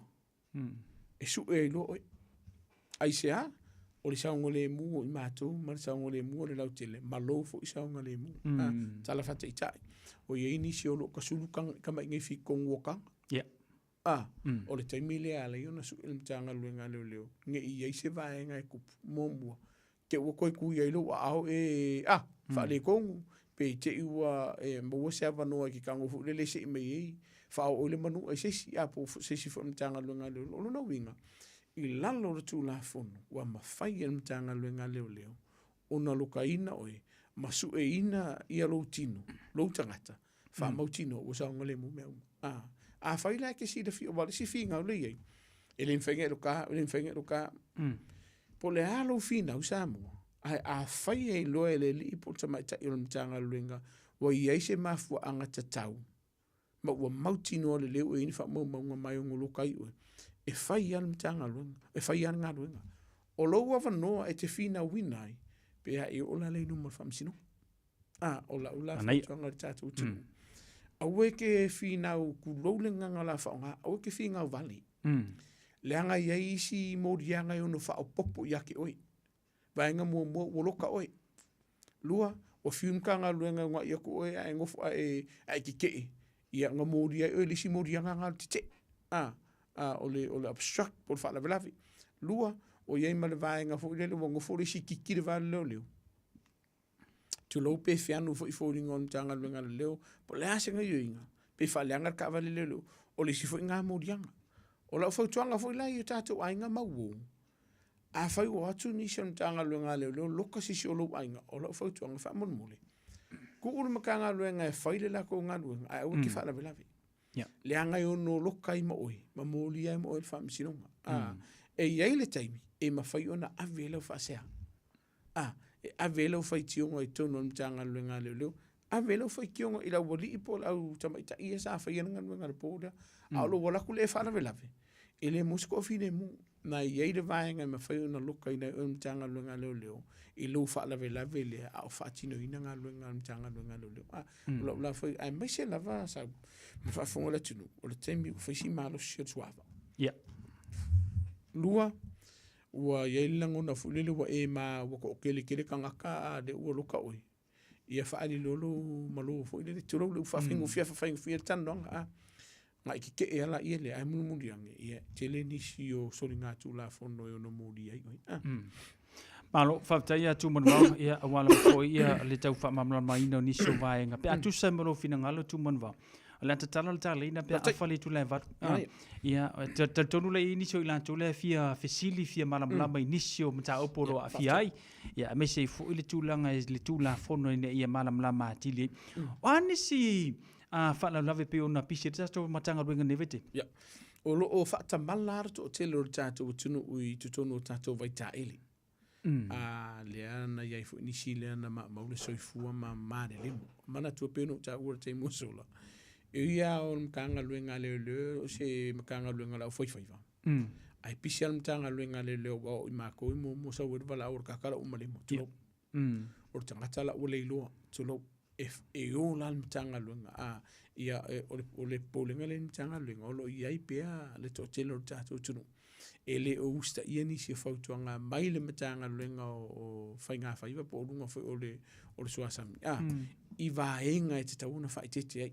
O le si vaenga o lo whaisipisi o le matanga luenga te mine ia o tatu ta'vale la vea. Le ala valo mauele soifua le o lo to telefo inisio i la tau o lo tau fia mamanu atu ngā i whanema. O no tatu ta'vale la vea ia o le na ia se tasine na mariu le soanafi. O le tuatu, le nei fwoi vai aso. O lona winga, ia e to tele la vai la tau lo la matia so i fwoi lungo tātou a wala. O le whautuanga sa mo whamon muna. Wa ailo saunga le mu, man saunga le mu o le lau tele lunga la mau tātou a wala. Ia o le mai tau atu ia, mai mau le so i fua. E pe whai mai a kasi ko roa wa mariu. Ai o le so i fua e ma whai o na whasauina. Pe a le whatamana. Ia o vaenga ia, e whai fusi umi o whai susu e ngā tātou mtanga luenga leo leo. I vaenga ia. O le si vaenga o Twitter no le whawhine sam. E iele la ngono le atunu. Kasi leo leo si, e kusa uma leo leo leanga. E whamanu lua tu le atunu. O le avea atu lo le ngana fo la whaonga ina yusam tu whawhine o le o le tanga lunga le lango makekas ma mea la ka ia o man makanga lunga o no le vaenga fo le tasi tangata ia au fe mai soli le anga o male o le ai e se le tau o le vaenga le wale anga e fatino le tanga lunga le i lunga o tu la fono peitai e ia le taimi ele a wa o le fatino ina o le o nanga tanga lunga le ono we se sasi po se a faia ke si la fia o faia male ilo le li por kama ka ilon ka nga le soli nga tu la fono se fa mon mole samo li poki e te tau ona avela o fasia ina ia faia se fufuanga ai e se le mau lunga tanga nga le ni si le tau le on tanga lunga male fatino ino le nga lunga ia o nga tu samba tu la fono ia wa fo pui no tatu tinu malo faftai atu man vau tulangan na mana tua foi tu man vau au le i o le kuisi masima le tau sanga fo le tafa manatu le le ngate lungo ala te tele le feo i ona ai o fo la i le sami mata fanga swimming pool ma tulanga fa pena na ia mau le sanga le mu ia o lungo fo la wala ia le mai tau atu lo ma foi fu atu man vau mai mau foi fu ai sila ia pe o wale fa su ngal tanga lunga pe ai sea mana tu o tele la mo tatou la vele ia fa yo le sawa o le ta vale ia o le la vale malo longa po o se me o fa se ne se le ma fo wala ka vale mai fa foina o le sikemi o le ska kam ko le la va ala fio o fe lo no ainga pe sa wa fo o le ka fa po a ko mo mar ka fo ngari mai u su nga nga dio ai adu le la va te le yo vai ngai e no la matia le soifua la fautu anga fa mon mole fai ke si la fia o ele la va fai se malolo minima tau te kaua fai o te si la fia e ta ma fai na ma malo si fa mon mole e le ta ona fa foi na tatu ta vale o vai ngai e fai ngo fie ia ona faia ia vaenga la iti e ia pui e sa ngole mu ai se mamo se o le sila vaenga wale la kwa kango ka vale la e ta ua Samoa le faio insurance o tau ta vale o le upumoni la ai sea o no lo to te le tatu tunu o wa i fa la la vei lungo le awala o solo le skangaka ai fiu e kurikuri ai le i se insure tatu ta vale o i e te tau o na i se so sonil insurance mo o male ainga pe a fa le insure taban a wa feng o le pumuni asa ka ko kan ngo mal malama a mo ngir ka ngaka le nga la vie la tabale e fa ia si umio fa ta milu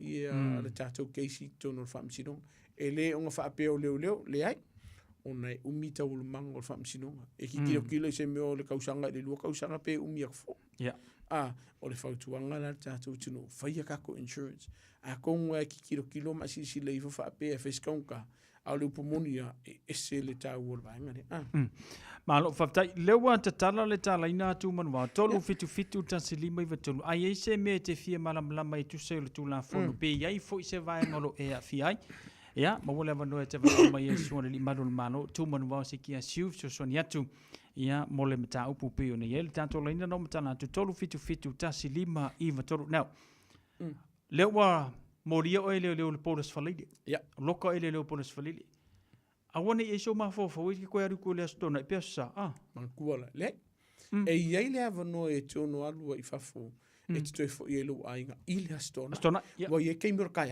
e man e uma ke se si de se fu se fu un po por se fu un kai e non come ngade o kwa fa solo a faia ke ruaku ala o e se ko lu se fu langa mo ya oi mo ka wal puyo mas pela we go fo ko ka se da pa kwa e ko kula i le tai a o le aso fu o lo no winga e lu va nga yai a le mo ya tatu se le i tono le official tanga lunga le pe ala wa mo ka ko fo pui e kasi me la ke le ka ko forte malo fa maruru se kau slow down maar oh my god se kau vale se kau fai va vale o mai nga ele que ring pouco ka nga maruru ai o vai nga nai ai a mau lola o ile te o se fulu tai o la stona so mai la usoi Kakal malolo. Kai maru. Whakua e tū le tai hao le sangafua. Ia, o le si vaenga pito si linta wa leu e tala no me vaenga lea. A whaio e no fo va ia, a wa whaima e le usta ia so oa. Ia inga lo no fo va ia, e te le lea wanoa. O la engo fo le kongora kako wharpui se i o le si taima lo whamsina. No na winga, ta walo usta. Anai. Lua tawhala aua tu mon wau. Tai. Talofa. Talofa. Se fumanuia. Se fumanuia. Ia. Pa malo le sunga i le malo. Lo lava se fua. O la ofesidi fa mole la va fia malama. Ia. O le me wale o whainga i kakawai e tau mawhaava. Ia. E eira no whaanga mautinoa e le mawhaina songa i ngua se awa malo si ino whaanga whaitele. Adira. Ai a watu leo la e inu awa mamaua atu la e inu la koupia. Ua ku leo ako whaanga le e sa aki whangu. Ia. E le leile i tu, sao le kunga pe e kakau o ngā wakuro leo mōria kangaka. Nana ia, mana e sidi a. Ole sua fafa mole tama. O poe. Poe. E se tau o vaenga le mana tua fo i poe mar fa fonga le tunu. E te tau ona ia se vaenga e tu vanoa i le matanga luenga leo. Ia ila tolo fo ia so nga tu la fone me se le lava malos. Ia la kako kalango sa o ai no fonga le kilo. E no fonga taulang fa tau i o tahu fa pe fo i taulang fa tau i o tara. O lo faia ia fa faingo fier fa ale ma fo le fier vaenga le o tama faino la malos e o atu tanga luenga leo una tu leo la vano ia ila to e sa ati ia la to fa no pia po apa pia ia ale ai ona sa ati le tanga luenga leo e au fi ai ma fangu po apa ele itala ina lua e ave sa o ia ma le sala ke mininga o tato sala lu sala lima sfu ele lokala tanga luenga leo ai ave ile sala no sera lima sfulu le media mai ai foi le marsi anga ntanga luenga leo e fa tonu ina i lato te tu wal mo tale po no fanga dia i le time lava le ia fa fetai ia e tanga ma sang no ai e sa ole te dai no atu o leo ia sa aki fagu me fa penga o te leva ai e ave ni sala ia ona milo ale ona i leo mama ia to e fo i mai fa pena ia ia le ai e ave sala e lo sela lima sfulu sala e tau ave man to pe no tau e kula vango sau ave au pia e foi la vanga foi le sam ia au foi atu nei ate o e sa akila pia e kam foi e fa umala ufang lo sela lima sfulu sa nga ba ku iki a fai atu loa ai se vaenga po o se e kau fo o leo ia o nga luka lo la ile tanga luenga leo e se tau vanga fa aftai le tama ia po i fa manat walanga o le tupu te mine nei o mono so ta inisi o tanga luenga leo o taramo tau wa pe yo i leo lo fai ai ia nga yo inga le a me se lava tama ali i o tatu tunu o lo la to fai vaenga le o lo la to tau mafa avai no fanga fai tini ia fapetai lava mo tai tama fapetai manuia le fia tai lava asoi foia talofa lo soi fosa ia soi fo manuia i lo fisiti fa mo mole ini suali sa kingi ia o lo fisili fa ko kuino meu fala fa sainga mo trucks o manuang ia e fa ingo o so solo ka fa nga o e ka ngofia e o ka mawa e o ka fani e o ka vidia leo e o mai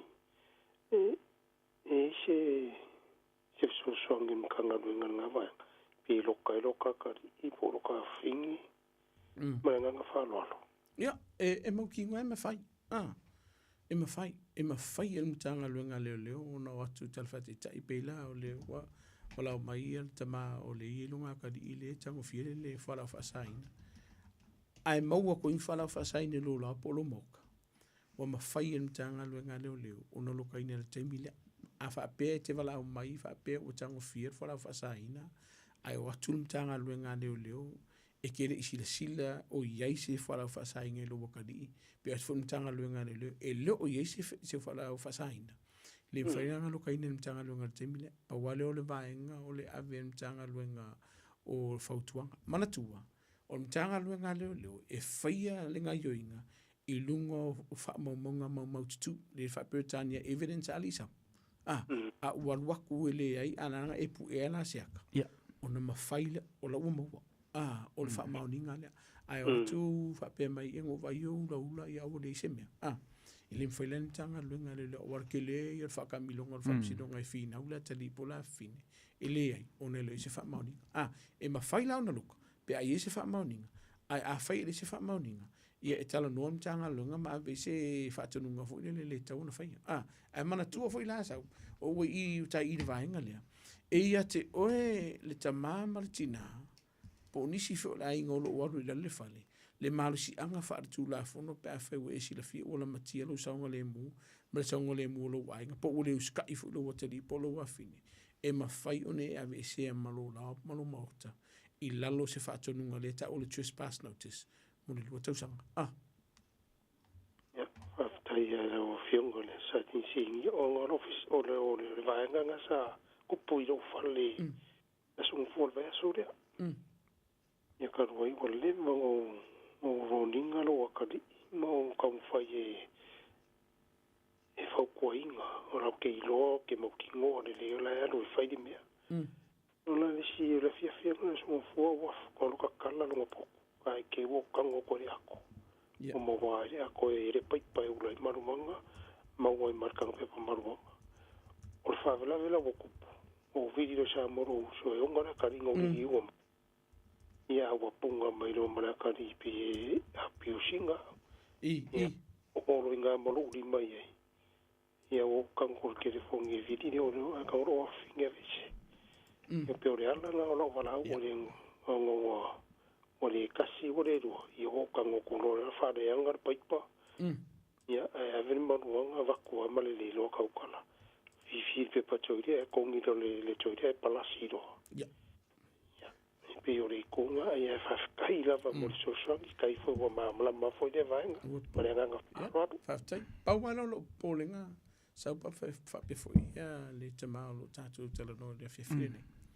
I a vea lo nau na ia awa ina le atali i whao o ilo au, ilo wita.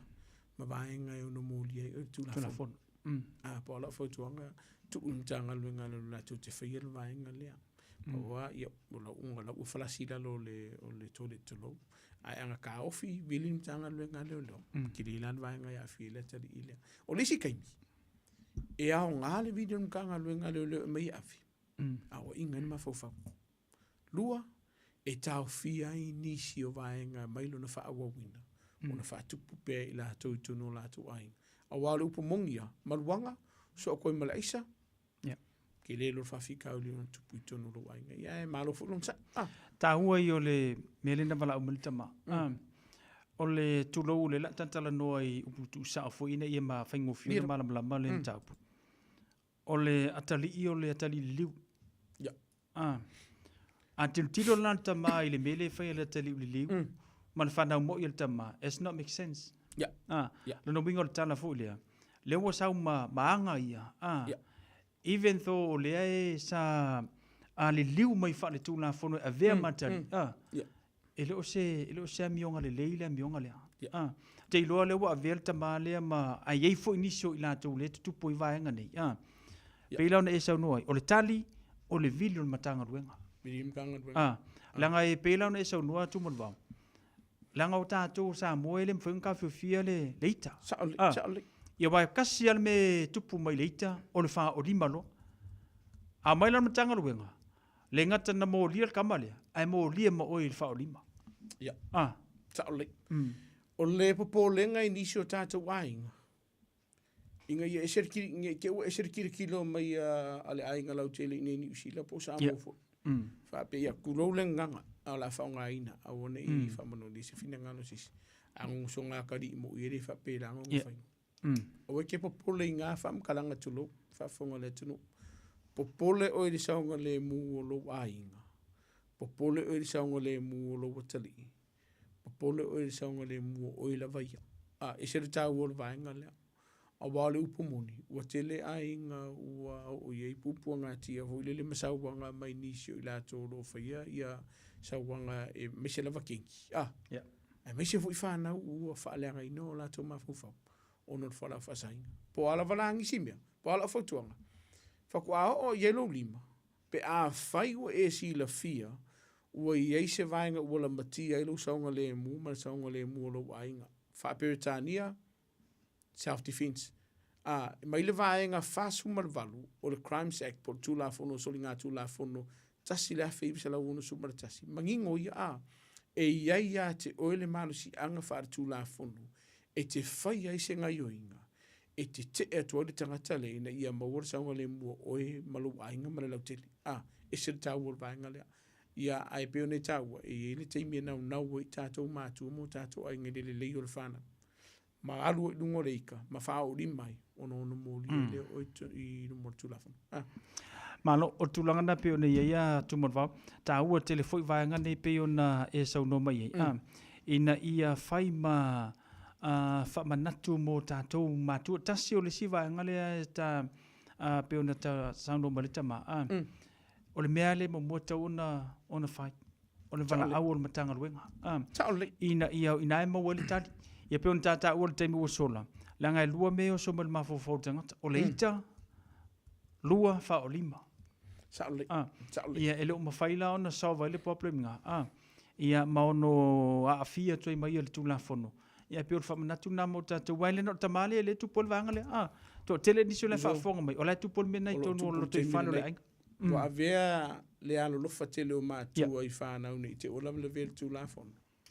Ma vaenga ua le whai ai se ngai oinga po o se vaenga e te tauna tau whi ai. Lua, o i eile vaenga i popole i mātua i te ua whainga koe maralako a inga i lalo susu ngā mtanga luenga lelo.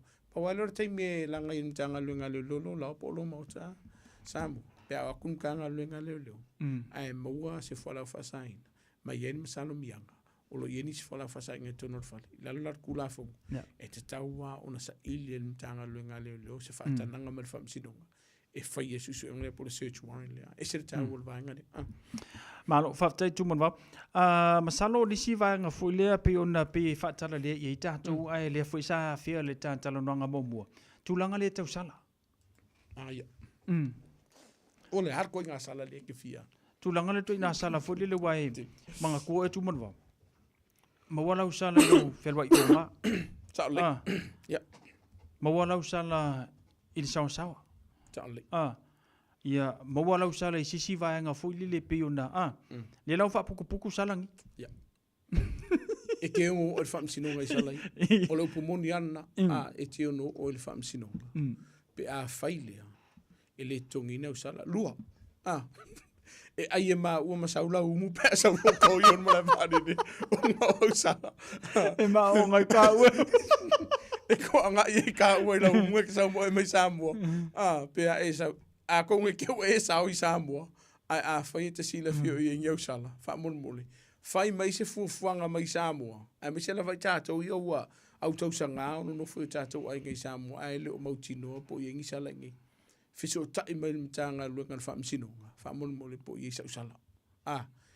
E ono tau fi ai oe ele matanga luenga leo ma e aru sa or kako sela se i au dia di siasa ke kuwa wha msinonga.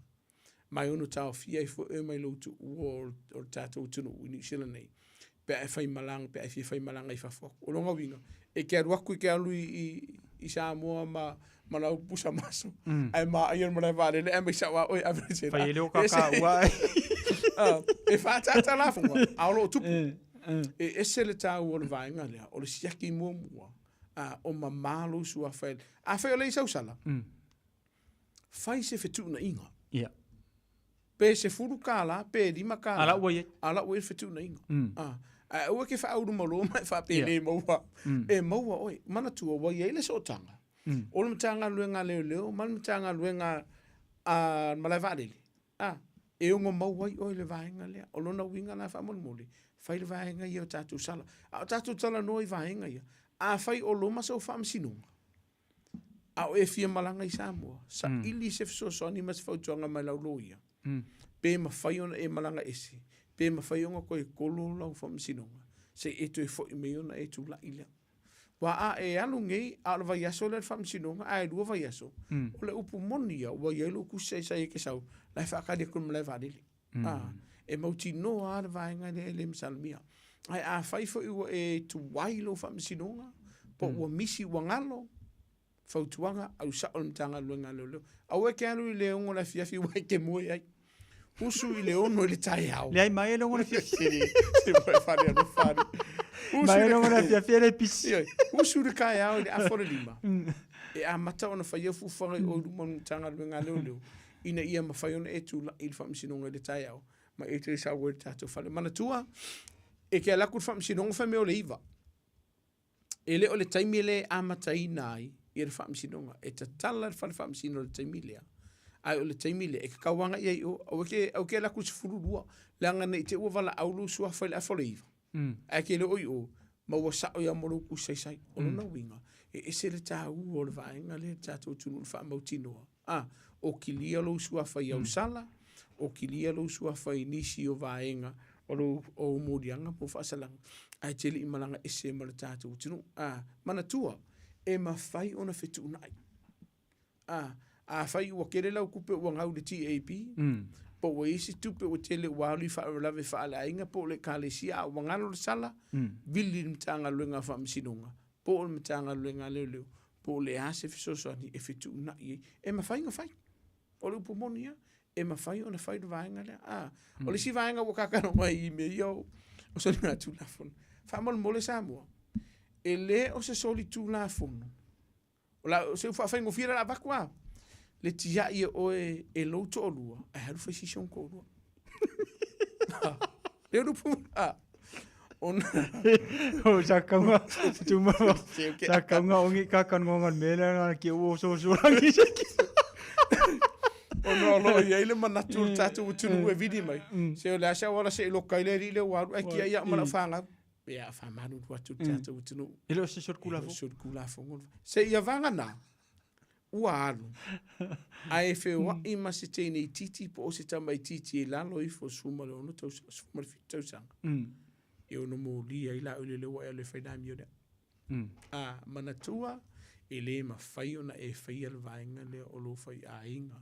Ma se tasi lalo i fo suma le fitau sanga. O lai, upu mana malama u whai ngofi. O lai tama i titi po o tēnei titi fo. Ai a whai ane urua vesi mare kinga hala inga pe kinga hala inga sau umaka fa mo mole ele ma fa yo vidi fa fefere ko lu ko fo iku ya o ele ma fa yo no lo kai ele o so di tu la o le va fa le ainga ale kai me ki sa fier fa finga o sa va ese mo lo fa ai lo kar poku o ngi yan so ku la fo ngoro na o ai se a o e tau fia le tangata mai fa ngai no lana ya tau e ese ma ko fa wa yele vaenga ho le fo local fale wa musu a rukinga pa wal me atu mon va wa le mau atu a fa pero ngali u fai poipo ai alu la le to rua atia le o mau le o se solitu la fo pa wala fo tu nga ye ta to ye tu po mene ai lo la alu lo to rua kango la kuspa ia su ele soto ko kuri no fai kau kusida e kere soli kula fongo i lalongi. Au e soli al kula fongo i le langi. Si aru la lora whawau. I e koe fo mai. E ma whaianga aru e ser kemiringi. Ai ongi ngari a ki oe ke kūru mar whamsingonga lea kua i lou leu skai. Ai la valona whainga lea. A whai o le papaku uma kai vai so uma i ala koe whau. Sau pia. Wawa meang kau koe. O le sire whainga. O le mafu anga e se le tau o le whainga lea. Nei ave seine le tātou tiru. O se soli tū la fono le tu ua le tamāpo le tina al maftanga. Ia ai koe whaisisianga pe. I le soli tū la fono. I le vā ia whaadonu ngāri. Le va inga wha le tangata. Ua le kongu ma le sa o se se. A le va inga le tū la fono o laua ia ka kauna ngāri. Ai a wha o lima loa. Le kai mea ke kau wali whafo sau e kau kulo mkua koso mai. Pui kau. Loka oi kongo loka sa alo mkua. O vaenga ia e o le upu moni sau o lo i ei whawhi tau lo tupu tonu ngā li i. Ma te tonu ainga. O o tau fia i mātua le whanau ma le fio ese maainga. Pe tau fia fu te mapo tina fo i a lato tai to lua ma leo ese. Wa fo le wa fia alu ese. Wa whaasanga alu ese. E te lele vainga. E lawe la ve ai oe. Mai le tū la fono i lo whai o le vainga le. Fa te tu man va ele ta fesili le sa lungo le ta Facebook mai a Amelia Mikaele. O le lato fale tua oi male ainga maori. Ai ua faila mamasa ni la ainga le pe fai he le tupulanga talavo. I o te lalo fia fia pe e o mai i luma tonu o le lato fale luma la umalo fai vainga fo le le fai i pa uma. Ua sawaila male manongi tonu le fale ua mankua kama ia ia o le alae iei fo'ina ia latou matua tausi matulanga whapena. Ia e mawhai o na vili ia le matanga ruenga o leo. Kaunga vili, kaunga vili. Aua tātou tino whai. Manatua, ia, o le tasi o lima tātou numera le masani o na tātou tala noa ai. E vili anim tanga ruenga leo. Pe a whailia, o se whaalawe lawe, a le o se whaalawe lawe whafose. Peitai. A feke si da fio le ka una makia so i fo le kungun me vale la uri de fai. Vidi kas. E ta tau una vidi mtanga luenga leo Ameria, ya. Fa pe fo fa fonga tatu tunu. Ku yai o la woli ina o ku fa se fu fonga la inga le. Paula fo tuanga a wona i alu si fa fo tau fi wala nga ene ite wa fa ine se ngole mo se tatu ainga. Ai o vaenga i o so tu la fono vaenga le. Mana tu la sa. A atu mtanga luenga leo mba wana uri fa ipa. E unga masinga a ven mtanga luenga leo pasika i karukai. Olona winga e te lele amano e mawolif sosani mo e malo ainga. Pe a vidi mtanga luenga leo. Ta ua tere vaenga le fesilia ia Amelia tuman vau. Ai o le vaenga foi le awane i loa mai o lai vili. Ia. I te le ia o le a faina o saunga le mo e malo ainga. Pe te ui se teimi tautu i isi tautu i se mare fale. A o leina i matua tau si tono tātou lau ma moto. Ngā whainga koe la i leo nako. Pawala whautuanga, vaenga mua fo i te au la vaia. Tala nua le tua oi. Whai wha mona mori. O le ia mako kaka. Koe. Mara upu monia. I la u whai kawaku i mala u tiritia tua fisiri a media. O la wai e mau ki ngoai roa la warira. O a media renga wadia reo reo. Langa le umon tala noi Amelia so le ese marfale e fa penga ya tia ula vaia fa matala ntanga lenga le elo polenga lo songa le mu wa ke lo ai te we lo vainga le fa ye fu fanga ntanga lenga le e se ta wo vainga o ta tu tino fa bilin ntanga lenga le mo se so so ni mesto manga mo mai malo te loa tu mon vau lam fai ule ta por klame mo le atu fa te le sunga ya ai ni si vaenga e fa ma elta tu tu mo ta por klame ne fia o mani te fo ya e se le ta wo vaenga le o le tau so le tau sina le o le file mu le va tu oi mi se la va le fa le ta tu tunu o lo va ye pe mal fa no ni si o ta tu tunu ya wa fai fa le alo fai nga isi o la tutua oi wa lo vidi men tanga ya tanga lo nga leo pa ki mai ya mai la songo fu ka uli sia songo fu kai me valu apo ka i fa ngu ngola wala o la fa tuanga bilin tanga lo nga leo ai tau fu i tato tu o fa yele va nga fa mormole e tato si de sila ini si fu tato tua oi piona ta wo tato por kana e ini so lo ita mam tina match tua yo la to la mo e ni so la to o mo inga se tu nga o le tino fia mo se malo o la fo to nga fa mo a fe ke lo la fa se pa ki tala no yo to ai ia o ka lo fo inga ka lo fo le por se fu mo pa ki a fu so fa ka ko musica mana tua e ele mar se fa tu la fo no la lo o fa tu la fo no ma fa no atu ntanga lo nga le mo le kanso e mai la speak up o la nga po e ba ku se sala ia ke oi e tapunia ma tafia le paki o lo faia mai ono o la vele moli o el famsino o ia o le si vanga ta o fa mole o le o to ia e a un alfana ia vai fa le ia tatu ta vale ia sa un le mu ia tatu o wala lungo feoing e se ta o vanga le e mi se lava pe a vel fana va ingo foga mai ki fai ta o te ai fuspa e le whaape alu ka vale tulo le tātou tunu mar whaafonga ai awhama e whaafonga migiki mar whaamalama e mōri ai oi e mtanga luenga leo le soni ngā tū la fono ai pito i sili ona popole mtanga luenga leo o le saunga le mu o le whana e paulea se vahenga a o ne fiafi mo le atu whaaftai sau whapea fo i a tātou wale se whasala o ne fiafi mo tātou porkalame mo le atu i alo whaanga mo si au ainga i salava lo o whaafonga mamai mo mai tātou porkalame to fine ia perise ia man uso foi matu whaafine whapea ia se o tamai a longo i mangele ia ma longo i fili foi alo whatele atu mo o tauma tātou ai ka whaaftai foi langolang whamuriele tu i fufanga o tutoi o le neiva ia sol tātou tiru manatua tasi numera le te wala awal mtanga luenga leo pe a whai o iese whaula whafose o lo tupu le teimine nei e lamati e saunga le mu o le soifua ma mea tō tino tasi o lima o le tātou numera le te wala awal mtanga luenga leo mai ma whai foi ona e whai lungo lo penga te whailangi pe a whai le te whili potina se vaenga ai le o se whaula whafose o lua tasi o valu whaiva e maua le sosani mo o i lau lavanga ngana e whaamamala mai vaenga o le tūlafono o laua i ate tau. Ia, maso o lava se vaenga i te fia malamalama i a wafo le nofo fine mu o le tātou tunu. Ne fiafi, whamangalo le atali pe a whai ui se upu o le tautamari lau whaafonga o se anga whai o le tautamari lau sila ne fiafi. Whamni le tua i vaenga o se toi o le tiutere ne fiafi. Whamni le tua o le tātou tunu, tātou whai loa i leisi lua vai aso pe a ele sola. Niko soraro kom? Moi. Pei au ke kaule i se meo ke alu lua vai aso. Mankua leo ke saua e whai ama sola. Ia. E pingi mai wedding kongi wache wedding kongi vai i lua vai aso. Sau wakau me wedding kongi. Ia. O la kako sau le lava ia lisi lua vai aso. Whamni le tua nefia.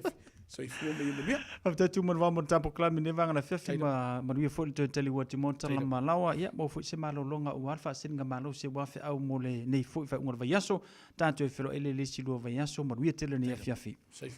O le tanto por klami na Samoa ia mo le sunga le malo tu man wa siki asiu ia mo le tanto por klami fa ngoina o oe male tu la fono ile silua vai aso lumanai. Radio Samoa. Taslima Ivatolu. Amo. A whai alo sa ili sea o ngā a matsa molo walu. Aua loe te toi popoli o le Galaxy Childcare e tele o na la lai au ki lani i saute. E toa tele whai a o ngā ngawaa o le a o ina le whānau e ia inga whapitoa pe a le sitala lo walu. Tolus fulu i tū la. Free. A vanoa le vēna le a onga mo whemalanga inga le whānau. Free. Maua mea ai le whānau. Free. E ia inga whapitoa. Mo nisi whamatalanga. Whafso tai le o lua tasi, o valu tolu, lua fitu, lua iwa fitu. O le R-Dash Travel o le company numera tasi le taungo fio pasese mo whemalanga inga i Samoa whapea le malanga mai i Samoa i New Zealand ei. A whea de loa i le ofisa o le R-Dash Travel tasi valu lima Great South Road i Marurua. Pe vili mai i le telefoni tolu iwa lua o wha o o. Tolu iwa lua o wha o o mo le R-Dash Travel. Talofa o au o leilani. Mātou tena nofo whaatasi malau to o lua le mawha naumana i o mātua. O te pala au i le Healthline pe a whaia langona le tino mai e se tasi o i mātou. E le ai se totongi o le nei au o nanga, mai ma whai ona o tala no e se tausima i mō fautuanga, tau soifua malonoina, ma whaamatalanga i mea te tau ona whai. O te pala au iai ai le tinga ina seisi o i mātou. E awa noi teimi uma, lua sul whai tū lao le aso, mo aso uma o le vai aso. E maua fo i le fesosoani mo se whaamatala upu, pe a whai o e fia tala noa i lau lavanga ngana, e le ai fo i se tutongi. Bala au loa le Healthline i le o valu se lau, ono tasi ono. A whai alo sa ili sea o ngā a matsa molo walu. Aua loe te toi popoli o le Galaxy Childcare e tele o na la lai au ki lani i saute. E toa tele whai a o ngā ngawaa o le a o ina le whānau e ia inga whapitoa pe a le sitala lo walu. Tolus fulu i tū la. Free. A vanoa le vēna le a onga mo whemalanga inga le whānau. Free. Maua mea ai le whānau. Free. E ia inga whapitoa. Mo nisi whamatalanga. Whafso tai le o lua tasi, o valu tolu, lua fitu, lua iwa fitu.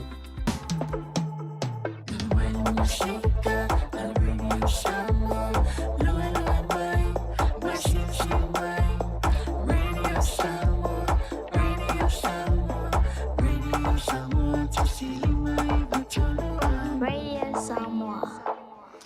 Leo ua tātonu leitu la iwa, ma le tautua le Radio Samoa sfuli mai vatolu a mo, le ua whaamatafi atu le tautua le sunga le li malu le malo, ia tu manwa siki a siu, ma le tātou porkalame o oe ma le tu la fono. Ia, ele nei fo i a fiafi le ua tu e taliu mai, ia au auna te tofia le tua.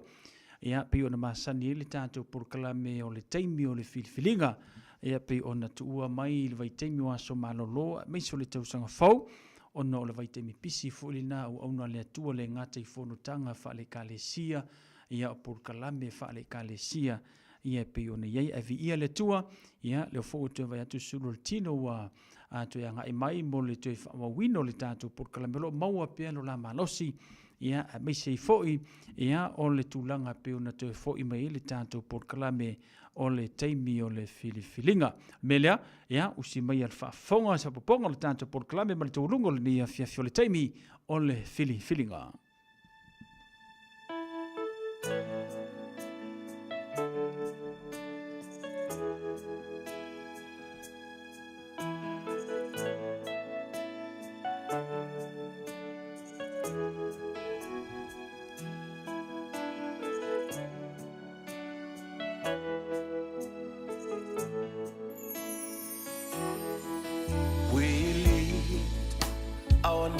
Unto you, Lord, let your glory fill this land. It's your desire, onward God, into the knowledge of your love. Multitude in the valley of the season, waiting to hear the good. Samoa, come to the Lord. Samoa, come to the Lord. Samoa,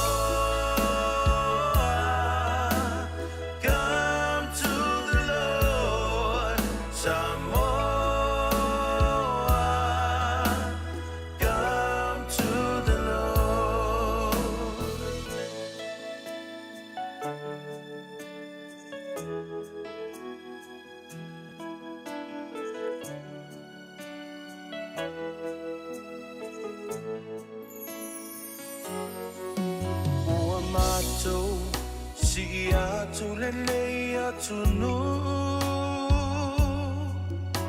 Yesu atu muilo mamalu olo finangalo ia o mayuma ile mala mala olo alofa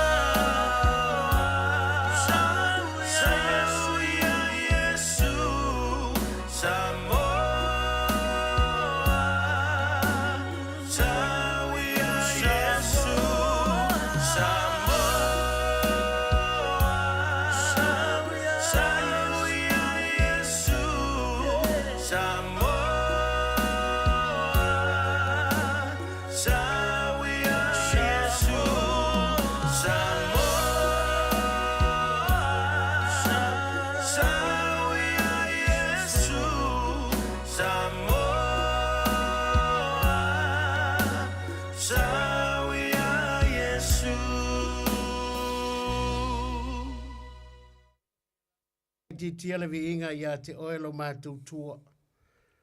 Mātou te whaanene ina lava lau suafa ma si tia lau suafa i le mea mawalunga.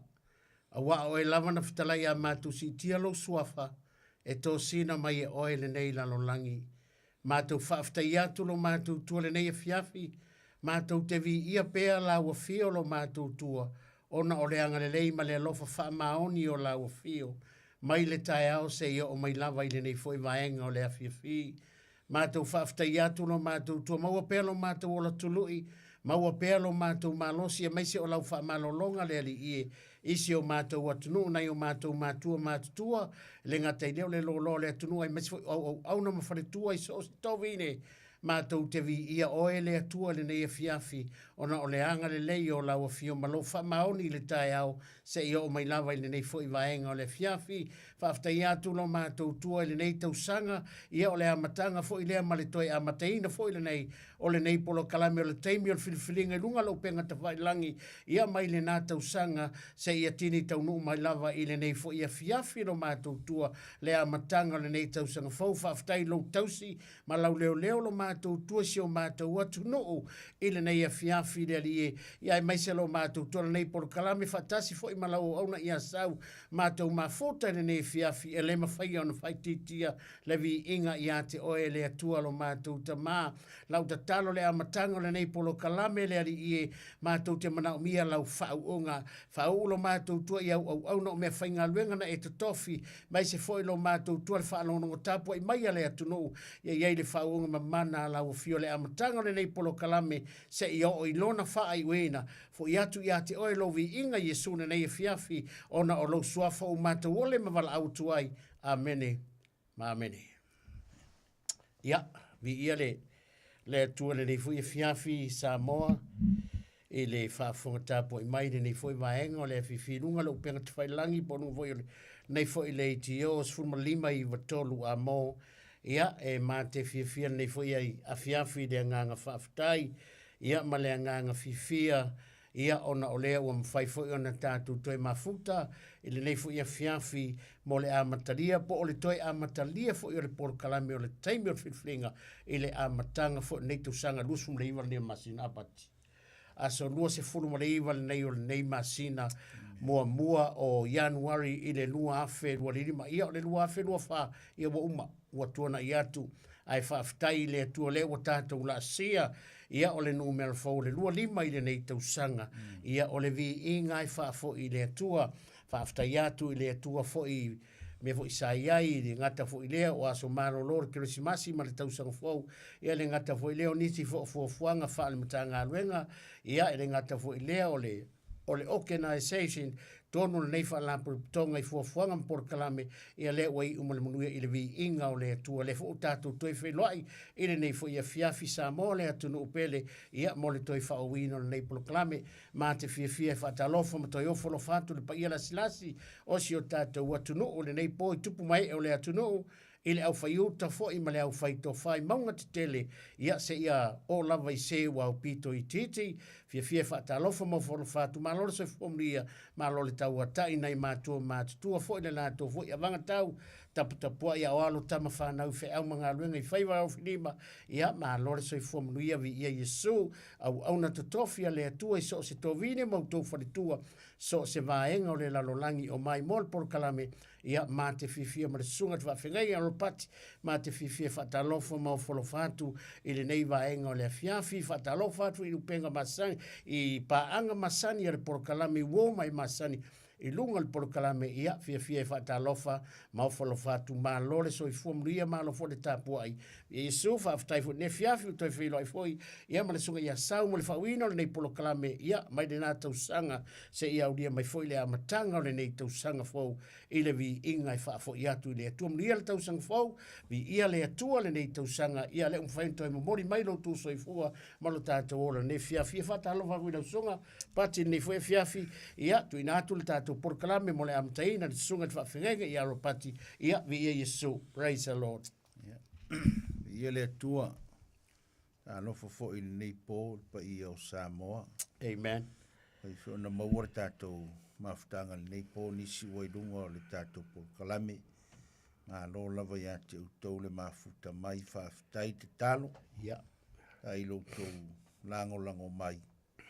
Ia e manuia ai le tau mawhai. Tātou tala noa i le upu o le atua le neipo wa amata fo le tau sanga. Le ua a whai u ia i le masina mua o le tau sanga.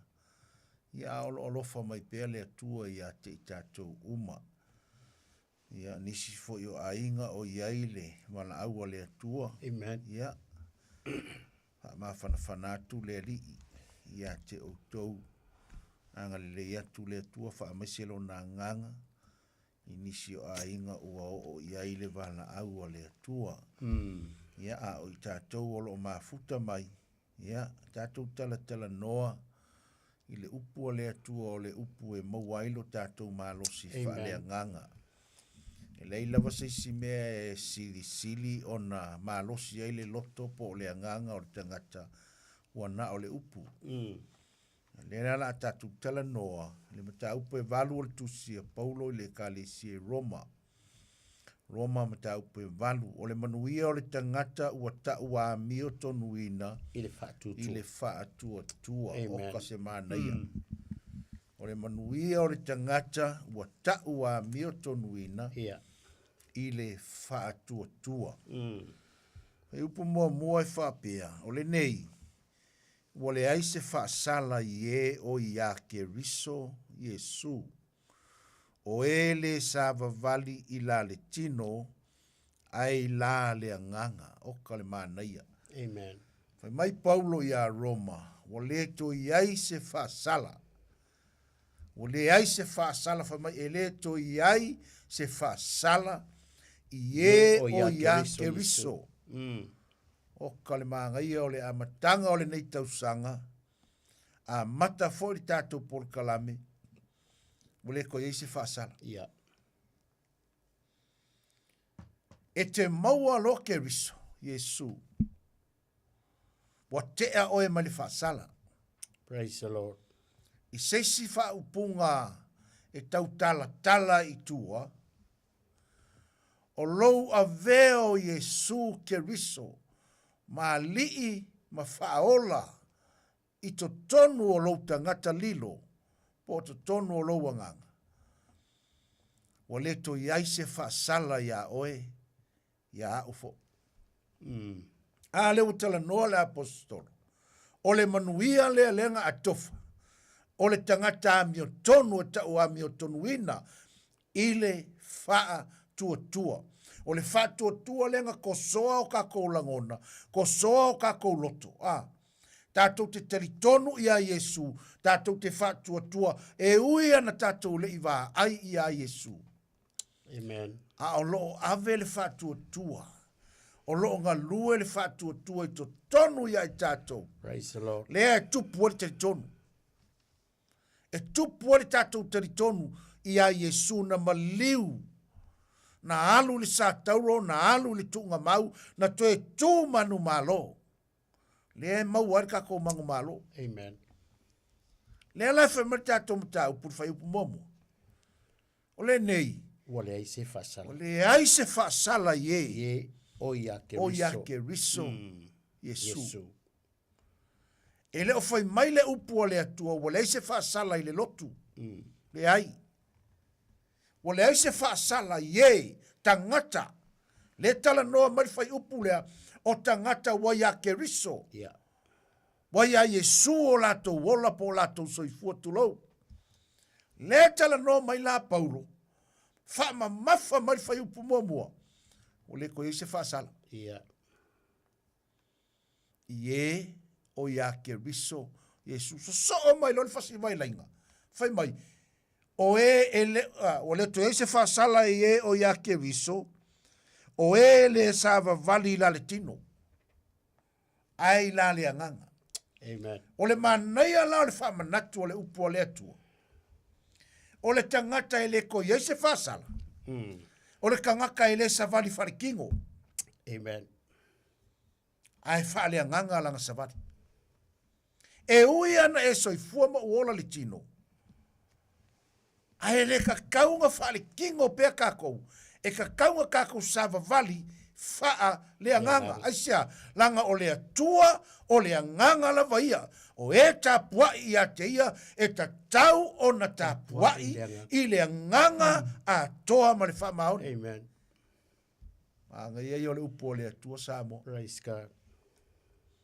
Fe mai o e le sava vali la le tino. Ai la le anganga manga ia.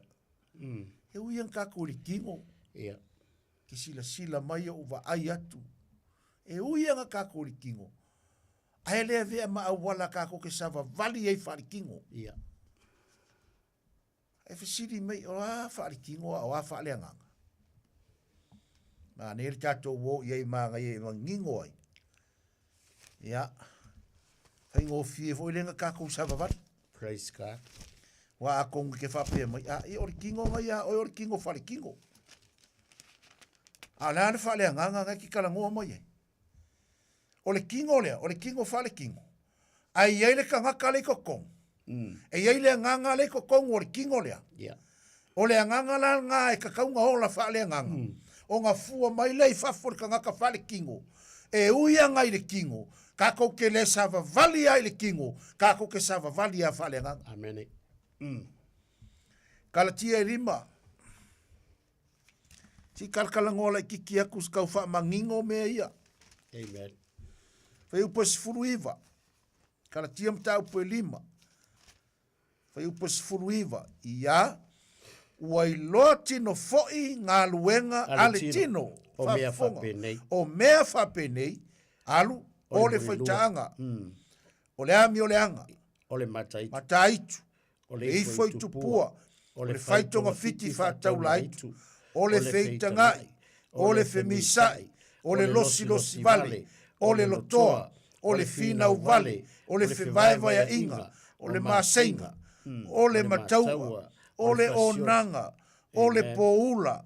Ma mea whapena. O te mua i ta watu i a te autou. Pei ona au whai atu ana mua. O e whaia mea whapena. E le whai le malo le atua matofi. Vai le whai ngō fio le upo le atua Samoa. Praise God. O le lisi le lau e Paulo ia Kalatia. O le tala no le apostolo.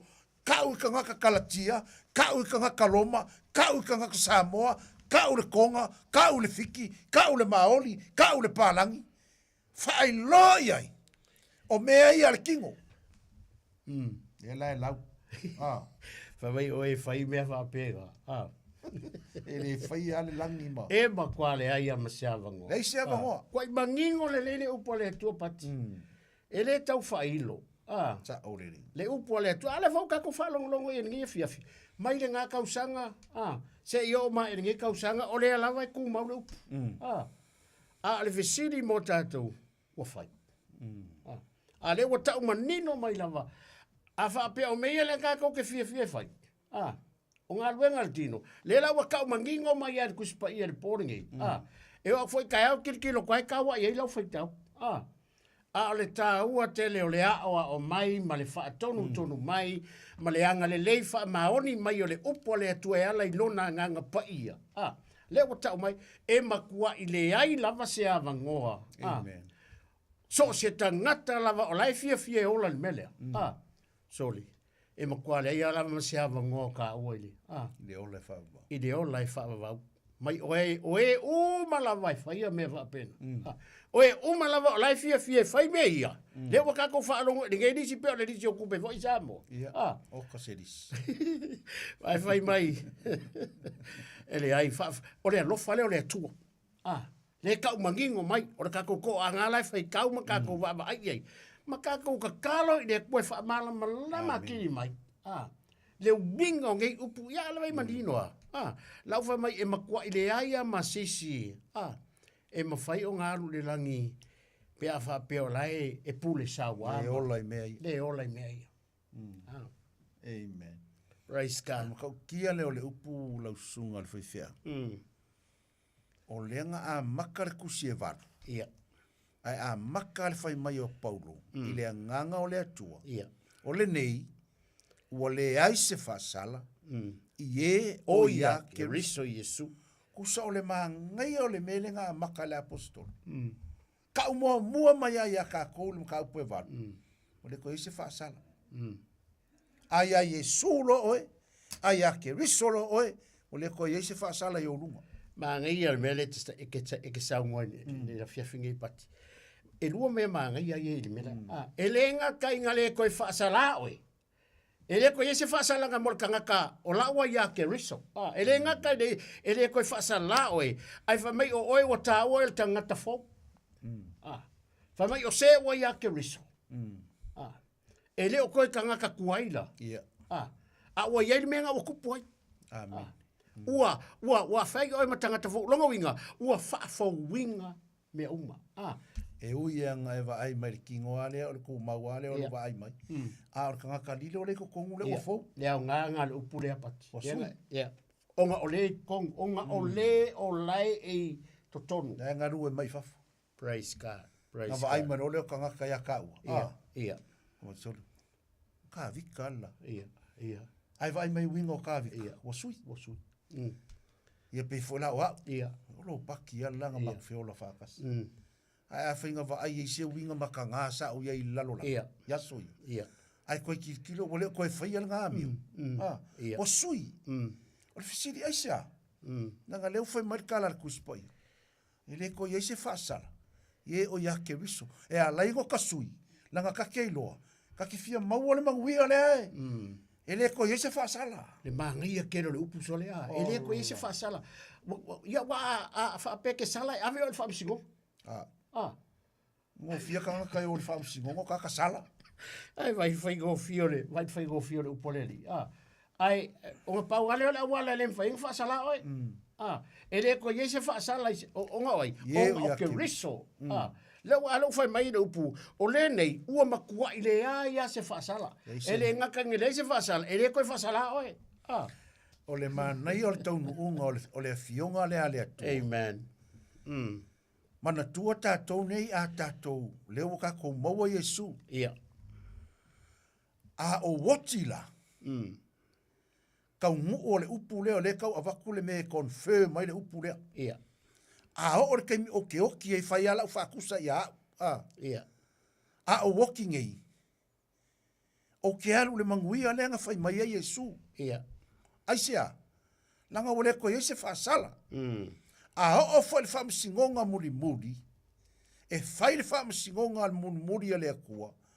O nga o walu lea. Ia. I le manguia le whai mai Yesu. O e le ngai wha maongi. Ia. Uru whale mai. Sau. Wa aira ka unga. O ke oki, o waluaku, o walu le palakaiso e whaakali e le aso le whaamsingonga. A ma vai le whaamsingonga, ku uloa o le atua le melenga whai mai o ke alu iai, po ka kou le fola le kuspa ia, o le meka o le ola e whaavavau. Ia.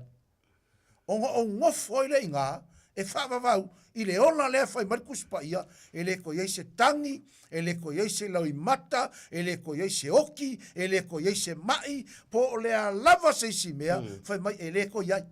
Ia. Ai nga o le oli, e whaavavau, e whaavavau, e whaavavau. Ai sea, are ka unga nga o le upurea. Amen. Wa le ko iei se whaasala. Ia. Ye o ia ia ke riso Yesu. Yesu. Lua, Amen. a whainga e oti le tangata, e le o ia ke riso. Ia. E iai la le whaasala. A wafo i a luakura ka ngaka e le o ia ke riso, tu rou, a oki e le o ia Yesu, e aru se ori. Ia. E whaakali le aso o le whaamasingonga. A ma vai le whaamasinonga, o ngā ave leo le ka ngaka e le o ia Yesu, i le lepa afi e whaavavau. Le whaaperkusi o whaalinga o le lepa afi ma le te yo. Amen. E kongila ia i ngāle tangata, e le o ia ke riso. Le se senga la ia o mea i e lua, o lou maua o ke riso, ma lou le maua o ke riso. A e maua ke riso, o le koe se whaasala ia oe. A e ku maua o le unga whai markus pa ia, e whaola inga oe. A e a whai e ke le maua ke riso. Sa moa male au whaafonga le neipo. E le koe mawhai whainga alo le upu o le atua le pōni. Amen. A ele maua keriso. Yesu. O le afi le kaungu unga o le kangaka ele o maua keriso. Ai ale kangaka ua ia keriso. A le efe mai le upu o le atua. Wa le koe se whaasala. Ke alu aku ale kaimi ke mali wai kulou. O kua e whakarikari pala taiso. Se ia o ngā whairi whamasingonga o ngā avelo leo o i leo le whamavau. Umalo. Praise God. Manguia ngā lea Lea lai ka ua le kuspa i le kusi whaalinga. O le mea ka o le oki whaalua. O le oki whaalua. Me mua o le tangata e leo i ake riso. A e oki le kingo lea. Ma vaelo woki le kingo lea wa e oki. O lo woki mua nga. Amen. O lo woki whaalua. A ma vaele whamasinonga. Ave oi i le lepa afi. Male te yo o lo woki whaalua nga. Ma ngai ala o le mea. E sili lau maua o ke riso. A waile ko iai se whaasala ia oi. A e kasi lo woki. A fe sili manalo woki e kasi. Le kingo lea. A o woki le kingo lea. Ma vaea uma le kingo lea. Wa walu le kingo whaale langi pe ko whai mai. E a paulo ia kolnito. E iai kingo whaale langi. E iai kingo whaale lalo langi. A o woki la o leo ke ia ke riso. O nga o wanu le lo kingo le whai mai ele upo le atua. O ke whaakari le aso le whamasinonga. O ke uru whale i le ola e whaavavau. E le ko iso woki. O ke le ko yoki. Amen. O le ola pea. O le ola pea. Whaafafonga le lei. Na i tatou malama i le upo le atua. I le whai upo le kasi. Mo le ko iai se whaasala. Ie o ia ke riso. Foi mai o e Sava Valley. O e le Sava Valley. I la le tino. Ia o i la le anganga. Amen. Si koe whai kauma ar whai ungan ngā whamon mori. Ia o e le Sava Valley i la le tino. Ai i la le anganga. O e le Sava Valley i la le tino. Ka ngaka o leo i ai ke riso. E leo sa vali le kingo whare kingo. E leo sa vali whare kingo. E sa vali whare anganga. O kale maanga ia pasta. Amen. Praise God. O le tāua lea o le. O le tāua lea o le iai o Yesu. Le iai o ke riso Yesu. I le te leo le ngā luenga la veai. E la veai. E kasi ale a wale mwhaina la veai na i tātou na o Yesu. Ke riso Yesu. Na o ke riso Yesu. Wai de maanga ia. Le wa tau manino mai a. O le nei ua le ko iai se mawhaia. Ua le ko iai se whaasalanga. Se mea. O e, e aluaku a e o ia ke riso Yesu. I ei lo whaamasingonga langa i whai ele whaamasinonga. Muri muri. E ke laku e whaakari, e whaamasingo uma kākou. Ka la vole al kuspa e kākou ke lau kuku, kai ko kasi lumo le nofo whaamasino. E ta tau ai e lau kākou me ngā whai ele kingo, pēle lei, pēle anga. Amen. Ioi. Ale maanga ia laolo ia Yesu, le ko Yesu whaasala. E uia e ke alu whaamasingonga. Ai ke manguia. E lea ia sau whaasalanga. Ai a whai e ke lea ia ke riso. Yes. E le ngaka inga e oki, e alu se oli, whaakali le whaamsingonga, a ma vai fo le whaamsinonga, o ngā kongi leo ka kou ngā ele o oe po le alava, e leo ia ke riso, he mai e kongi e lafo i le lepa afi ma le te iō, ngai le kusi o whaaringa. Praise God. O kalmakaukia. A matale tausanga. A maka le whape aku ia kākou. Samoa. Fili nei ke riso Yesu. Aisea. Langa fo ia e fili ia Yesu ele ko isi whasara. Ia. Ele o whai maile upu o le atua. Fili ngei le lotu. E ai. Whawhitai ai le atua i lotu. Lotu. Amen. Whawhitai le atua i tapua inga taitasi. Kofu ka kou ma le loko. A o le manaia. O lo maua ke riso Yesu. Amen. Mai anu le loko. E te lotu ala. E te lotu mautinoa. Wa le ko iai se whaasala. I e o ia ke riso. Amen. Lotu malama. O le mangai ala au nanga. E ke au auna. Ma lowi loa le lei o Yesu Keriso. Amene. Lea e ke au aunga iai. Lea e ke ngalua iai. Le fai iai au mea le lei. Onga o ia. Aisea. E kaui le alofa o le atua. Pe o fai mai le kuspa ia. A wā ua wha pea lava. O na alofa mai o le atua i le lalolangi. Praise God. Au ielo na tali e totas. Ia le whano. Se tasi e whatutua. Ioi. Amen. Ia te ia maua le ola. Ia le ola i whamanga. Oka le maanga. Amen. O ai se le fialu i le manu. Yes. O ai se le fia manao i le manuia. O le tangata poto e faulo na fale i lungo le papa. Amen. A tō mai matangi pesi mai. Yeah. E mau ale fale o le tangata poto langa lae mau le mea lae whaavaya. Ai whai mai tuspa i o le tangata valea. Whai longa fale i lungo le one. A pesi mai matangi o na pa u le aisea. E vai le mea lae whaavaya. Amen. O le maa nei alau le mea. Ko ule poto o le atua i ko kongu ia oe. Pio le kala le kuspa ia le tusi a Paulo a Solomona le tusi o fata oto. E wha vai le fale le poto. Ai wha mausalia le wha utauta. Amene. Ioi. Wha o ngā le poto. Nā le poto. Le poto ma o le atua. Ki leo le kaiminingi. Wa kele ka ngaka po poko. Ai poko fifiloi. Poko le mama. Amen. Poko palapala. Pe whilanga ele a ngai mea. Ai sea. Nanga whao ngā le poko ele elea. Ale mana i o le poto mama o le poto o le atua. Amen. E ke whai mea mama ai. Yes. E ke loko mama ai. Yeah. E ke alofa ai. E whea lo whangi ai oi marisi. E ke i lolo kua oi. O asongi. O whainga tāngi yaso. O ngā waturi ale sa o le tangata. Kai mingai e kau ngu le kale sia vo le loti kai ali pasta. Ia. O le winga o le kale sia lo ki taia. O le sa o tangata. O le sa o tangata. E fai mai alka kai e sa o ia. Kuri ai sa o tangata. O sea mauan ka ngaka e fai mai o yesese.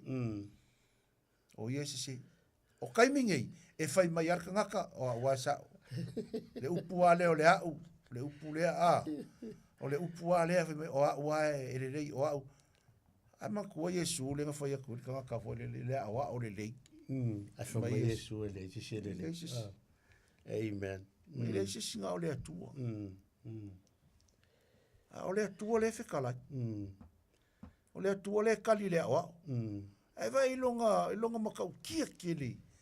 E whaali mai a tātou le winga lea o le atua. Nga sau e pei o se tangata leanga. Sau pei o se tangata nga sala. O ia le nga kali lea o au, mai le sisi le lei. A o le atua le kali. Aisea, ia i loa le tangata. Le mea nga sau wai le atua. Nga sau e pei o se tangata nga sala.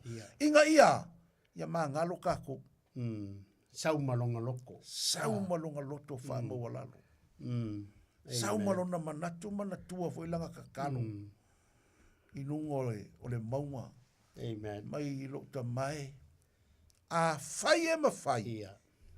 A ve eserip. Eserip. E koe fai mai ale sianga saunga. Aua nei fai. Ai aua. Nge i fai a lo loto. Ia. Ai fai a pe alo na fina ngalo. Ai loa e le atua o le mere ngā ringa sau. Sau e faa. E la vea i kako. Faa maa ngalo kako. Ave ese le sala i o kako runga. Le alai fai mai kala le aposkoro. O le koe ese faa sala. Ie o ia kewisu. Yes. O kale maa ngai. Kako wo uma ia Yesu sa mo. Puleo e malau loku a leo ke fai aku le pole nei. Kako wo uma ia Yesu. Aisea. Ele ko ia ese faa sala ia kako. Kau ke feola la ila longi. E kau ke feola mautinoa. Ele o kako ngi kanka sala. Sia o faa mamaina tātou. I le toto o Yesu Keriso. Ka ua le ali pas. Amen. Al maanga ia fo le mai fo le winga le mata pule tatal noi. O le kalango le manguia. Manguia ka ngaka. O le kalango vai le fa mai o le manuia, o le tangata. Amen. Ole manuia, ole manguia ai, ole manguia ka ua. Ole manguia ai, ole manguia ole. O a fai o ngai ki whaalongo mai upu le upu le atua nei po. A leo kalango mai upu le atua, le upu manguia. Manguia. Langa le upu le atua, le upu ngaki wha amano sia oe. O le upu ngaki ka ia oe, o le upu ke manguia ai, o le upu e wha sauroko oe, o le upu e wha mainga oe, o le upu ngaki wha mangaloa oe, o le upu fo idewa. O le kau sala inga i ka kou. Amen. A le wata oi tātou tangata o le manuia. Ai tātou le tāua tele, o le kāua leo le iai o le upu iai tātou.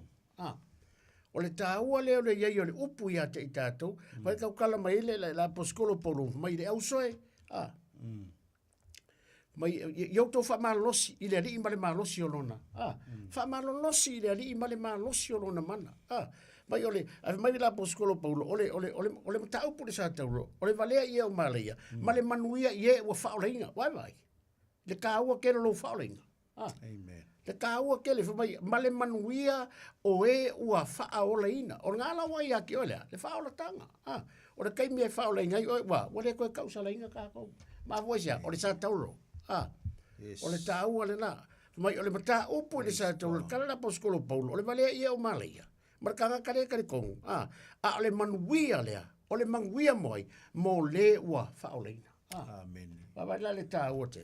Neia. O le manuia mo le ua whaola ina. O le kāua le lea, o lo i loa le li. Riki whaimari a paskolo paulo. Peo nea le tāua le mea ka o le poko. Na tau tala i lea sāle ma koe kare sia. Fui le lea, a kusi fui le lea Jeremia, iwa whai poe kolu, a nusu kolu nusu wha. Lewa pe, awale mita le tangata poto i longa poko. Whaalonga fwoi lari whainga le tala le tua. Awale mita le kanka poko i longa poko. Le ngale tau tala le tua, o lo wā poko. Langa fo le poko le se me kanka o le poko me mai le tua.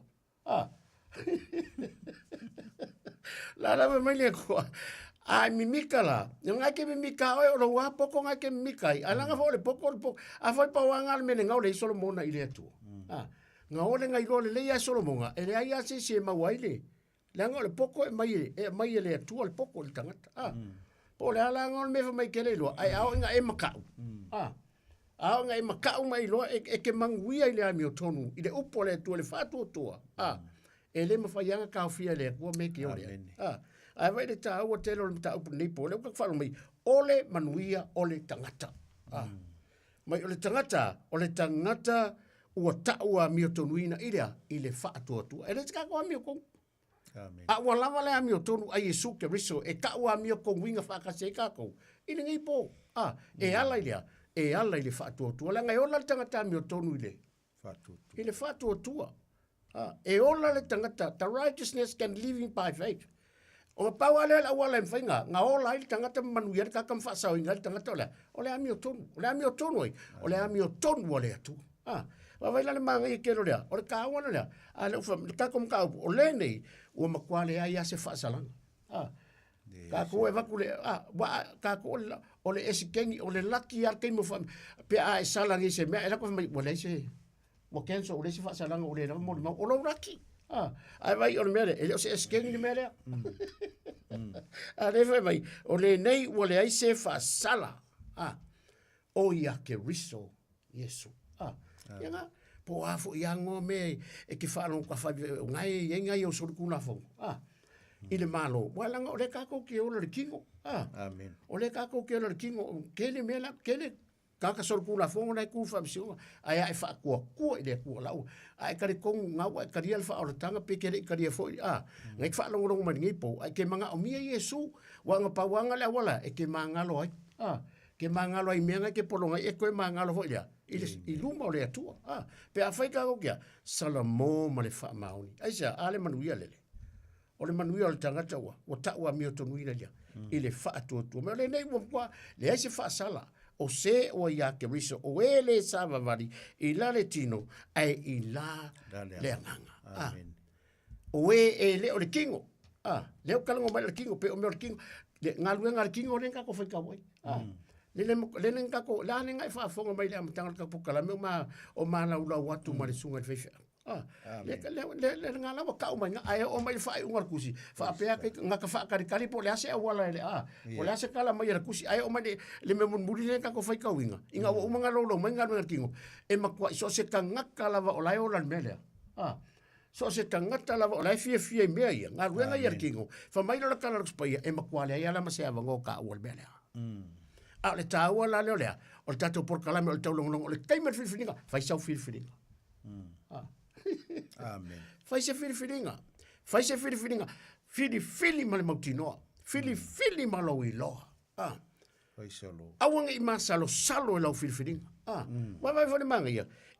Fai mai wale ai se whaasala. Wale koe whaasala. So skanga kau. Wale koe whaasala. E le keimia.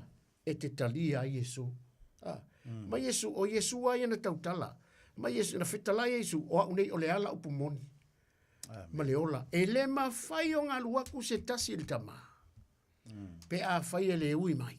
Amen. Wale maa ngai o le ai o inganga. La hoi tautala. Le si upu mai ngai ai oi mei aposkolo pauru mai. O te ai o yatu ia te utau. Ona o le alofa. Ona o le alofa muti vale o le atu. Ma i tui nā atua tātou tino i le atua o le taunanga ola e pa ia ma mali. Fa mai lea, o le mea lea ka winka ko whaia. Rona winga, o le tui nā atua o le tātou tino o se vaenga siri o na tāua i le atua. O le tui nā atua oe i le atua o se vaenga e le whaatamala i ai le atua. E o se vaenga e makuai tū i ai le nau mai o le atua whamaia. I atui nā atua tātou tino i le atua o le taulanga. O le taulanga ele ngata o le taulanga ola ai pa ia mamari are lau ka fa mai so se kangaka la o lai fie fainga luenga ia tino lenga lau atu le amatanga fa mai no le kala spaya e makwale ai ma se avango. Amen. E fia fa sanga mai ai le atu pa wala le awala pe fa pe o la ka ko ke faia lava a le ka ko fa longa di upu pa le awala ma fainga ka ko sau fanga mai ai le bele ma ka ko mawol manguia le karia Yesu. Amen. O le fai o le whiriwhiringa, fai lau whiriwhiringa ma maututu, talia Yesu e vea ma li ma whaola, i lo o langa ma lo o langa, o ka paule le awala ea, e alofanga i ka umal mea lea. E le ngaka la inga le whaasala oe, a wata wai o mai lo la paskolo paulo, ua o le toiola. A o ke riso, ua o le tutonu ia tia. O se wai a ke riso, o le tangata fau ia whaota, ua ma vae mea tuai. Mea umaua fau. Amen. Wha fau inga ia. Me uma e ala i delisi len ka ko fai len ka ko fa longo i o le taimia e wanse e ke kalia Yesu e marima fa ola lo langa ola e ke le ko ola oi aisa ala wa ola mai la poskolo po o le mele ma to te le fa vai me le ma kwai longo inga fodinga mai ka kala poskolo po e ma kwai le ai ma se avangoa e sao mai e dia nganga fa vai o le mele ku e telo tato e ke malo singei a ku lesi o ku lesi vai aso wa ia usau foi pe le peva. Wanga lemu. A fa kwa mai o wa se foi le me o ia le ainga o. Fa maru ro ku le sunga fai fi au ia se fa se kwa ngaru sei. Fai foi singa koma le am ka ni ka usanga le do foi me ku pe ku le vai aso mane masinga ma fuera se fa kanga le upu. O le ta ua le o le upu o le tu. O le upu na te fa mano sia oi. Amen. O le upu nga e wha maongi, nga ke wha mano sia oe. Na te wha sao loko oe. O le upu nga ke kai oe. Amen. Ma ia le kaukalai tusia Isaia le maa. Le wha mai lea kua ia Isaia. Isaia, ua o tu le maa. Ua o kou le maa sionga. O le maa ua umana wha taitaina. O le maa o ngā, o le maa tāua, o le maa turi manu. Au pito o lunga whai mai lona kalamana ia mai. So se tangata lai whaatua i le maa lea. Wai le maa ia. Ala me le whakai kai longa i ngai kanga ku le maa. Whaakanga le maa ngai ku kongolo a inga ri kausanga. Apati.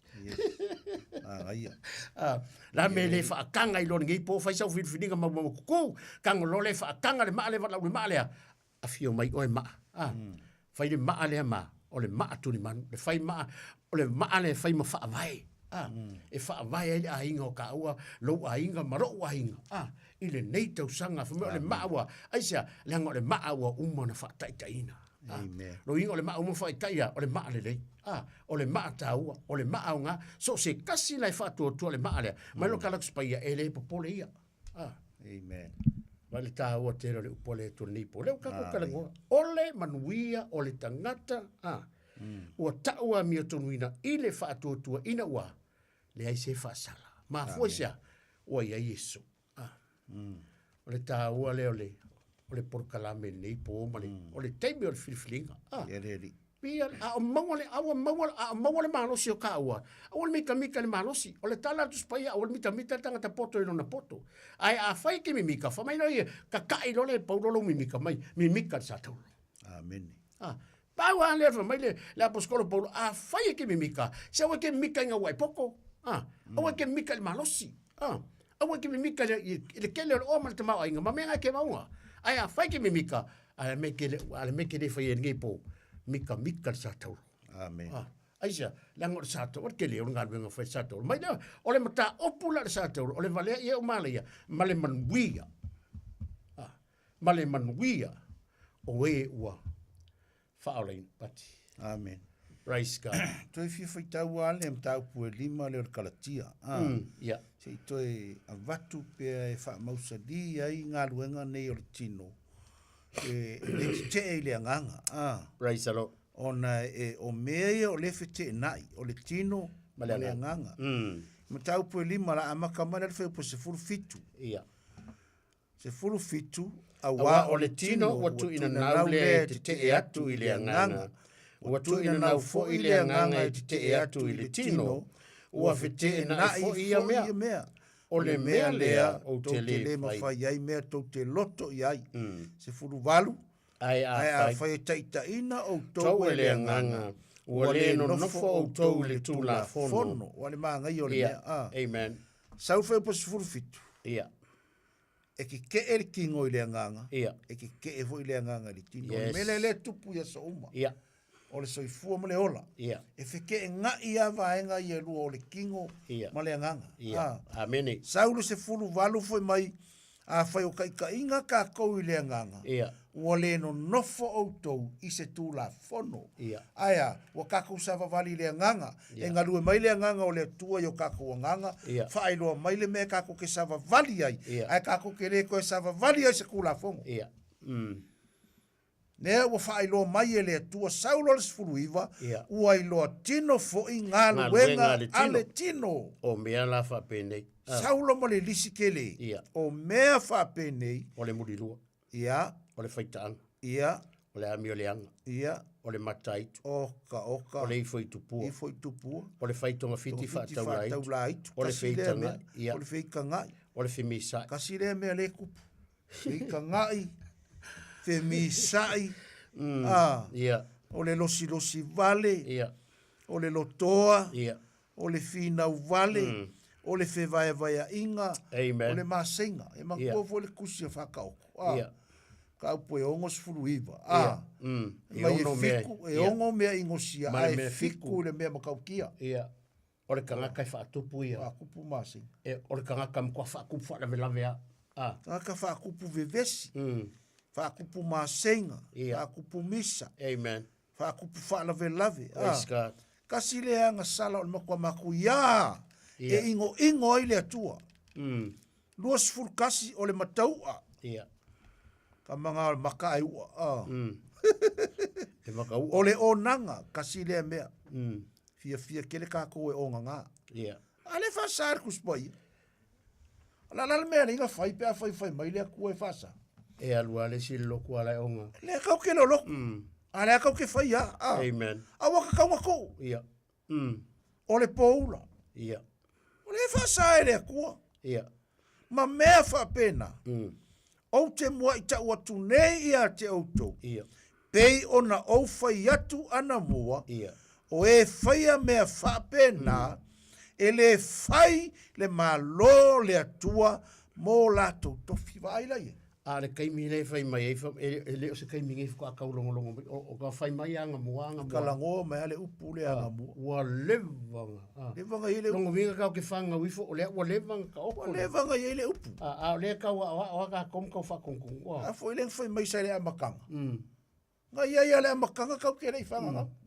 Ele iai ka kou wa iai le upu. A lai kau whakongkong. A le o mare kaimi ngai le kau wha iaku wa. Si so ie ke o ngā so. O lai la uga ka ua. A whai a koe au le o ngā whai mai a. Se o loku ngi e a ma. Ele o le loku le whai a koe au. Ia. O le upu o le atua. Ele o se kula whongo le mako loku. Amen. O O le kula fongo le atua le le upu. Ia. Amen. E le kua fo le kako le kako a fo ile ngo le meali pasta. Le kako mafukanga le sa kako e Oscari. Ia. O le au kua le kako mafukanga le Roma sifurulua. Mai Paulo le nei o te ai o yatu ya te autou. I le alofa. No le alofa muti vale o le atua. Ia o tau tu ina atu o tau tino i le atua. O mea mua kaulanga e ola. Lua e pa ia. Kolu e mani. Mai o le mea le kakau. Tau e na tatou whaia. Saulo le lua fai mai. Aua foi tau te a mio fatasi. Ma le nei lalolangi. Wow. Amene. Le lola e lau whaafonga po la sau whaafonga. Praise God. Wa aua mai le atua ya kako. Mai aua. Aua kau ke amio whakasi ma lalolangi. Tātou wa ya ke riso. Aua kau ke amio whakasi ma lalolangi. A o lalolangi o ngā. Ai waku foi makangaka wa ya Yesu. Koe kau whakai e kurunga o langa makanga. A o lalolangi e poula. Ai koe waku foi makangaka wa ya ke riso. Koe fai foi mana ngā mea vare. Au mea wongo. Ale fai mai le kua aua. Aua kau ke amio whakasi ma le lalolangi. Mai le peo langa e ka ua ngei po. O sewa ya ke riso, o le kanga ka fau. A fau lo ka kou ya Yesu. Kau ke le koe ola le o langkua. Amene. Praise God. Kau ke le koe ola le whaika anga ma le muri lua. Kau ke le koe ola le maka aiku ma le whakau laiku. Ia, whaika ngai ma le Kau ke le koe ola le whemi sai ma le losi vale. Yes. Le makaua. Amene. E ko kongo i le upu le ngala uaku. Yes. E leo se mea la le makau loku wha mo le mole. Sa moa ma le whaafafonga mai. O mea i e la uaku o le upu o le atua. Amen. E ika la. Ika mai pea langa ele o mau o le upu. O le ka ke pisa ku le upu lai kongo le upu le pisa ku. Kusipa ia foi lai fai kau. Le fionga le ale tua ngai ka ki e lo mo. Praise God. Le wa au mai le pole nei. Ia. Fai mai. Ua le ko iai se fa sala. Ie o ya ke viso. Fili la oi. Peke manga o pere fa salanga. Pere ai. A fai e ke le manga o iai. Fili ngai ke riso Yesu. E fai mali. Fai mafaola i lo soifua. Amen. Malo kako bola. Aisia. E o kingei. Ke alu le manguia e whababa. Aisia. Leo fai mai le upu o le koe se whatala. Woki foi la aungei. O ke alu oli o ke alu fia aisia. Walu le manguia e whababa. Aisia. Le fai mai le upu. O leto iai se whaasala. Ye o ia ke riso Yesu. Amen. Pau walo le mele i se whaasala. Ia. Olea. Ole kangaka wa ya ke riso. Amen. Yesu. Samoa. Praise God. Amanu ia le li ia o ele nei po no tatu taimi. Praise God. Anga le leile tua tu ina tu lana au auna. Ma ele a foi le vaenga le na isau no le Romas fururo pati. Amen. Fa au mai tamata upu fo nei po ma le taimi o filinga. O le e tau fa manino walanga ile ska ko kili ko ya lulangi. Kili ko ya lulangi me fa ile ainga walanga. Ia ile ole sa kongo me le kau ole amio. Bawa le me le fa maro sia me ka ko le upu. Awa e ke amio. Ia mio le la lolangi. Se o ka ko o fa pekenga. Wa ai anu ke karo. O ngai ke karo nga le la lolangi nga ka ke karo. Ele fa pera la ka ko karo la ke u pala wale fo si sia oi. Va ku fo le da via firma fa sa. Ona e tau foi le ke pala wale. Ele ai ole sa ole upule mai. Awa foi ta to te amio fatasi. Awange kukusa. Awange kukusa. Ka ko amio. A fai ala mio le lalolangi ia. Ia fai pea mio le lalolangi. Ai loi fai ala mio le lalolangi. Ia mea wai whakai.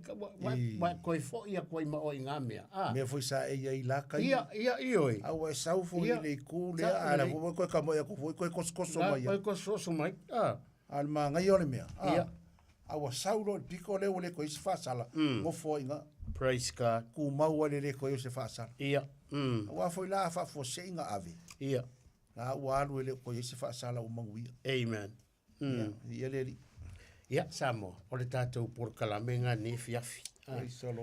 Ai e mangai o le matanga ni tatou por kalame. Taimi o filinga a fai o nai te mai mo mai por kalame nei po. A le tatou falongo ile mata upu ile nei po. O le manuia o le tangata ua ta'u ami o tonu ina ile fa'atua tua.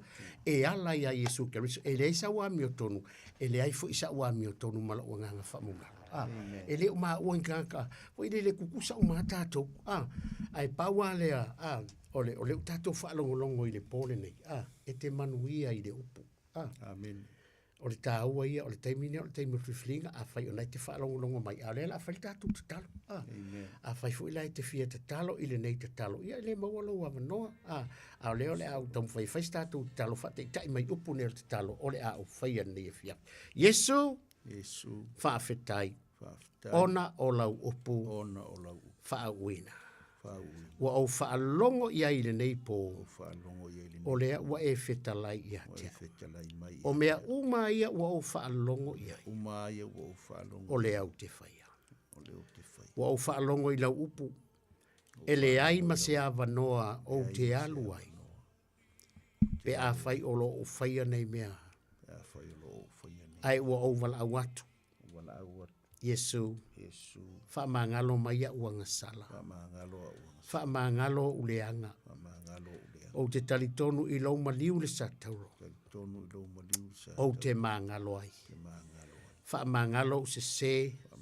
Fa mangalo mea umalavana o whaia. Ua o fa alongo i lau a fionga. Ile nei po. Ma ua o talia oe. Yesu ile nei po. Ma ua aveai oe. Ma lii. Ma whaaola. I lo uolanga. Whaafitai Yesu. Ona o lo maliu. Whaafitai i lo toto. Ua o mangalo ai. O te vi ia o Yesu. Whaafitai. Amen. Whaafitai tele. Lea tua tusa mala upu nei po. Talo lo mātutua ia iei le whaamanianga lau fio le atua. O aina te talo nei te talo nei fiafi le atua, whaamanuia lo mātutua. O fio whaalongolongo mai le atua, ia whaapena ona whaamanuia o tangata nei po, talo lo mātua le a mātuta. Ape fo nei fiafi, matua fo nei fale, alo whangia sau le awala le toto i mea umalama taunu ia inga, fo i atu ia te oe lovi inga. Nia fo i tō whanga le atunu o le nei po, e le ngata fo i le alo mātua le su ia sau, la fo i se teime o la whaamaina le poro kalame ia anga le lei o ele atu e toi taimi matoi tula o le poro kalame whaamuria nei le teo lo mātou tua mai suat whaatonu mai se lau whainga luenga whaamuria lo mātou tua fo i atu o e lo vinga whaamangalo maia o alawa ni o mātou se mani o mātou whale tonu whaamangalo i mātou Yesu o na lau suafa o ole me wala o tuai amene ma amene ia sa mo le tātou poro kalame na ele nei ia fiafi ia manatu foi matali tonu yo faile upo le tum faulianga yo tu finangalo ia mai se foi yo ma nei lonto tato tu e felo ai foi ile ma yaso fa mangalo foi se au nanga nei po la foi se upo le tau tamari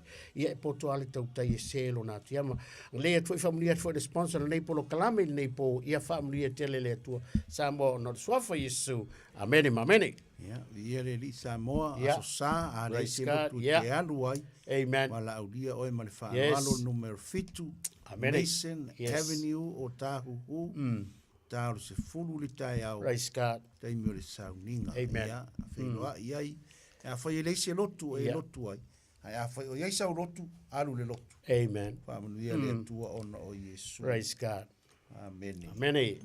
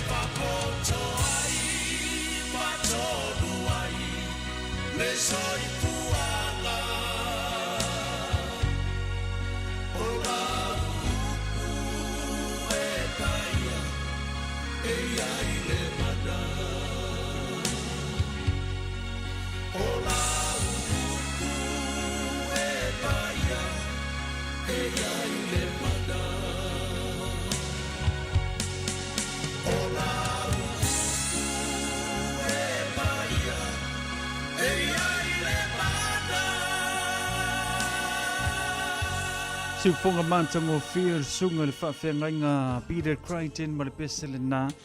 Ia, o lau upu le upu e pa ia, o lau upu fo'i le upu e iei le mana. Ia pe una te walunga tuaile au auna. Ia, a le atua, pasta ropati utumapu le ngata fo le pasta ta vita le vuka. Ma le te walunga le nao le tātou por kalami le teime filifilinga. Ia, ile te fo'i mailo na toe amataino le nei te usanga ina ua mai atu.